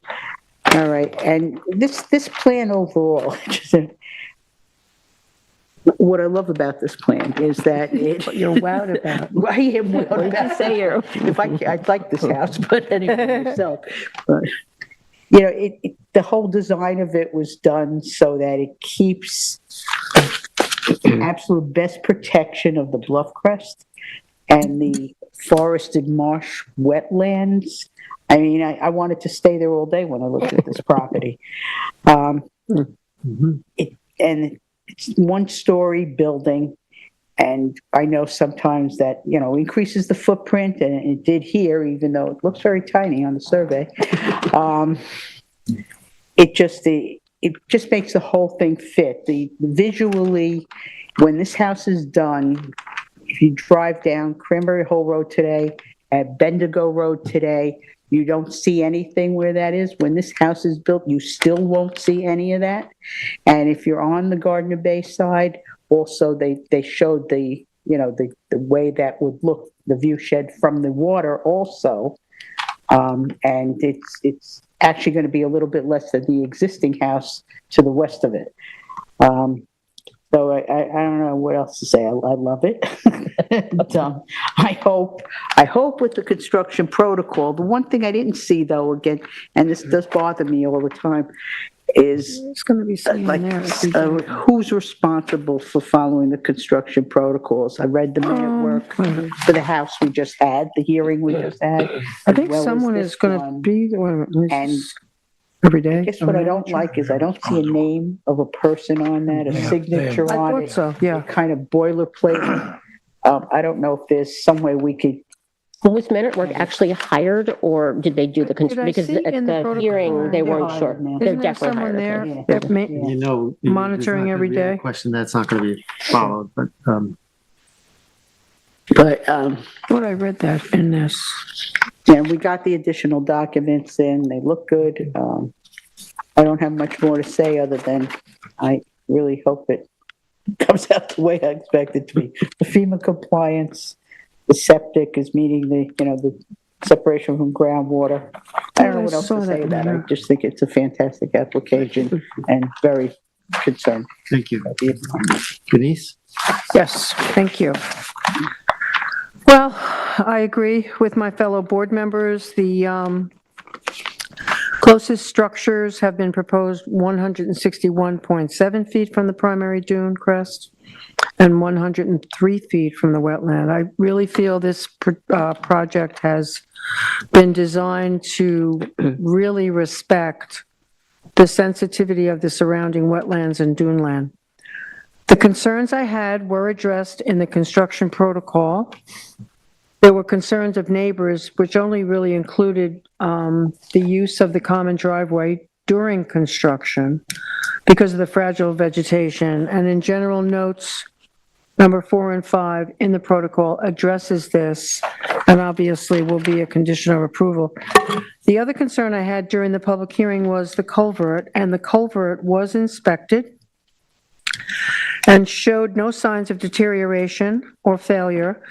The engineer, however, did recommend installation of a 1¼ inch traffic bearing steel plate above the structure to distribute the weight so no damage occurs to the pipes. I would also, as a condition of approval, agree with the planning department in recommending that a scenic easement extend from the southern property line to 100 foot past the northernmost portion of the wetland on this parcel to ensure additional protection of the buffer for the valuable wetland system that is on this property. So I do feel this application meets the standards outlined for an NRSP in 255-4020. Is that right? Of the town code, and I am approving the application in its entirety. Thank you. Ed? Yeah, thank you, Mr. Chairman. I want to start by saying that we just heard, we saw a beautiful piece on down on Bluff Road. When I first walked onto this property, I felt the same way. Yeah. I thought this was extraordinary in more ways than one. It was this sensational 6+ acres of wetlands as you come in off of Bendigo. And I don't know when I've seen a more attractive dune crest and grassland beyond that. So this is a site that I think we've all taken both very seriously and considered the impact that a house may have on it. Obviously, if the property was to say natural, that would have been nice, but a house is to be built. And I think that I'm going to agree with my board members. I think this was an intelligent approach on the part of both the architect and the client. And most of the things have been mentioned. I just want to say things that most influenced me. The U-shaped nature of the house with the septic being pulled inside was member by member Berger and member Meering. I think it was important. I think that was a way in which we did not see additional damage to the surrounding area. It cut down on sprawl. I think it was a smart way for them to go. I think the height of the house, and again, it's a view from the water and what is going to, the impact is going to have on the visual nature of the neighborhood, I think was well thought out. I think the fact that it required no variances to get a project this size in without a variance is significant because not always easy to do. We've heard other discussions about other projects, how hard it is to balance and dance around these things. 161 feet from the dune crest is a pretty impressive number. I do think that as we move down, the re-veg plan is one that we approve of, and I think it was successfully done to my way of looking at it. I think that the scenic easements are significant, and the fact that they were increased, that's a big factor in this. What we're going to be concerned about when we see a parcel like this is, Member Meering said, what are the damages going to happen, not only during construction, but long-term. So long-term, when we get the easements like this on a parcel that's this sensitive, I think it's a very positive thing. In terms of that took up a lot of our discussion, early on was a protocol. What kind of corollary damage might happen to the neighbors? What about the roadway? Where will they park? I think the move to put the helicals in for the pool later on and preserving the additional area that was mentioned by Member Meering was critical, because the same way in which we asked in a previous hearing here, where are you going to turn around? Where are you going to store? These tight spots where we don't want to see a lot of additional damage being done. I think that opened up some more area. I do think that the road is now going to be staked out as it comes down. We went back and you mentioned the culverts. The culverts have been looked at, have been analyzed, so that long-term we can be assured that they won't be damaged there by the construction, and that the length of that road, and I don't know exactly how that far is, must be close to the same as the ones with previous discussion, 700 or 800 feet. It goes on, is to be protected as well the entire time. So when we were left the hearing last, I think we were concerned most with what was going to be the protocol. I've read the amendment work protocol, and I had several areas. I won't read them into the record. If you go through the protocol, I think that they did address on at least 9 places that we came up with questions and then were answered in terms of what they're going to do to protect the site, work within the site, complete the project. I thought that was all well done. Then it's kind of in conclusion that I just think that it's in the best location. I think that the low profile of the house was important to me, and I thought that worked well. I think the increased easement, the location of the septic, and the protocol, and then just in general, I think as a board we appreciate it when an application comes to us that seems to have the kind of consideration for the parcel that we have, and this one looks like they did the best they could to try to design a house that would fit on this very sensitive site. So I'm going to approve it in full. Yes. Thank you. I think one of the job benefits we have as being on the zoning board is we get to visit some of these hidden jewels in our place we live, and this is one of them for sure. I agree with all my board members. This is a special property, very well designed, and considerable in protection of the environment. I applaud this application, and I vote to approve it as well. Thank you. Can I just come back on the landscaping plan for one moment? I know we did talk to Morgan about it, and I think there was some discussion that it was almost more of a landscaping than a re-veg plan, and that, so I just wanted to come back again. I still felt, leaving the public hearing, that there's work, that there's improvement to be made, so that it really is natural to the property as opposed to becoming landscape. So I guess it'll be a condition of approval that it gets finally to that level, or I don't know. They did submit a revised plan after the hearing with a reduction in the amount of shrubs and an increase in the beach grass, which is what we had recommended. So that gets you to where you think it should be? Yeah, we were okay. Most of the shrubs are proposed right up against the residence. So we're okay with that. It was more like, in the open areas up here, that we didn't feel shrubs were appropriate. But this plan, for the most part, it is acceptable. They did reduce the amount of shrubs, which is what we had requested. That's the updated one that was submitted. Correct. Yeah, 1113. 1113. Okay. Yep. Thank you. One other thing, co-chair, is that what you are? Vice chair. Vice chair. Co-chair. The southern scenic easement, they were giving us a 100-foot buffer north of that, right? That's not going to be part of the actual scenic easement. I thought it was. I thought That's you what said the planning department, that's from the TAM, the planning department recommended that. that it's going to be part of the scenic easement or a buffer I beyond took the scenic wording easement? from, Let me find their TAM. I thought we kept talking about it as extending the scenic easement, but They have the 100-foot wetland setback marked out on the survey, and that was our recommendation, was that it extended Right. to that And they agreed 100-foot to that. wetland. And they agreed to that, yes. Yes. Yeah, they did. Okay. So that included in the scenic easement though? It's included in the scenic easement? The wetland? Yes, our suggestion was that it extended all the way down to All the the way down to the property south. line.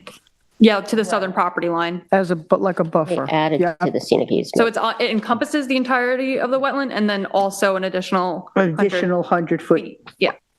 of the scenic easement, not just a buffer. Well, the scenic easement is to protect the buffer. Right, correct. Okay. Thank you. Okay. Next, we have the draft minutes of November 19th. Oh, okay. You did those, right? Okay. I'd like to make a motion to approve the draft minutes for the East Hampton Town Zoning Board of Appeal for November 19th, 2024.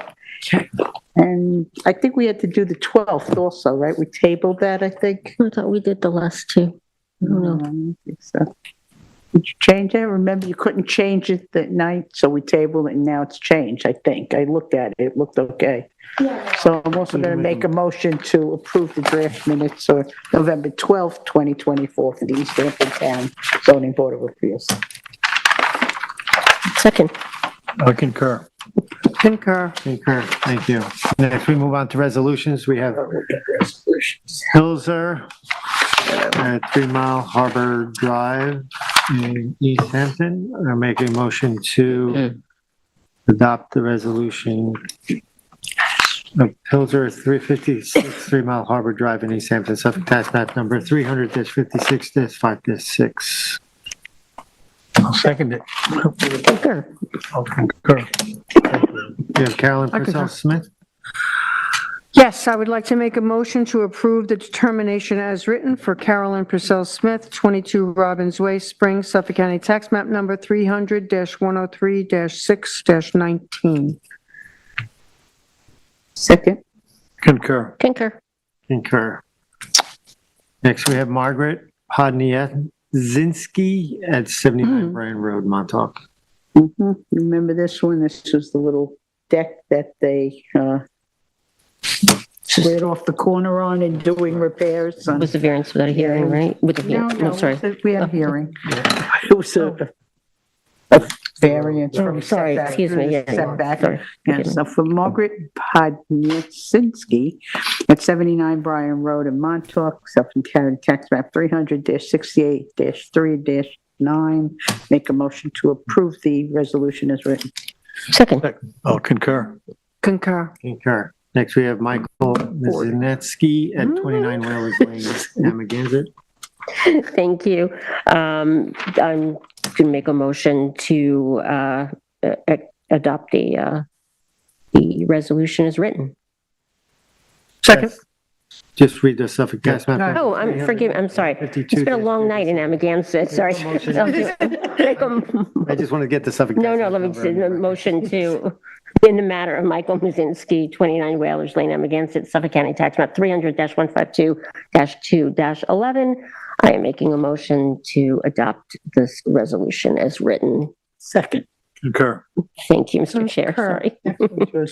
Oh, so this, okay, so do we know what this, we're just saying, correct the Scrivener's error, but we don't have to know what it is. Michelle Cohen, that's correct. Okay. In the matter of Michelle Cohen, 89 Marine Boulevard, Amagansett, Suffolk County Tax Map 300-176-8-5.3, making a motion to adopt a resolution to correct a Scrivener's error. Second. Concur. Concur. Concur. In the matter of Lance Sutter, 57 Harborview Lane in Springs, Suffolk County Tax Map number 300-57-4-10, I'd like to make a motion to accept the resolution authorized stipulation of settlement agreement. Second. Concur. Deny. Concur. Thank you. Concur. We have Moskowitz. Okay, so in Moskowitz, 75 Shore Road, Amagansett, Suffolk County tax map 300-131-7-15, I make a motion to adopt the resolution to authorize the stipulations of settlement. Second. Concur. Concur. Concur. And with that, Vice Chair. Are we going into executive? Okay. If you need to, yes. Yes, I need to. I would like to make a motion to adjourn the Zoning Board of Appeals on December 3rd at 9:42 PM, and to also go into executive session for discussion of a pending application. I'll second it. To receive advice from counsel. To receive advice from counsel. I'll second that. Concur.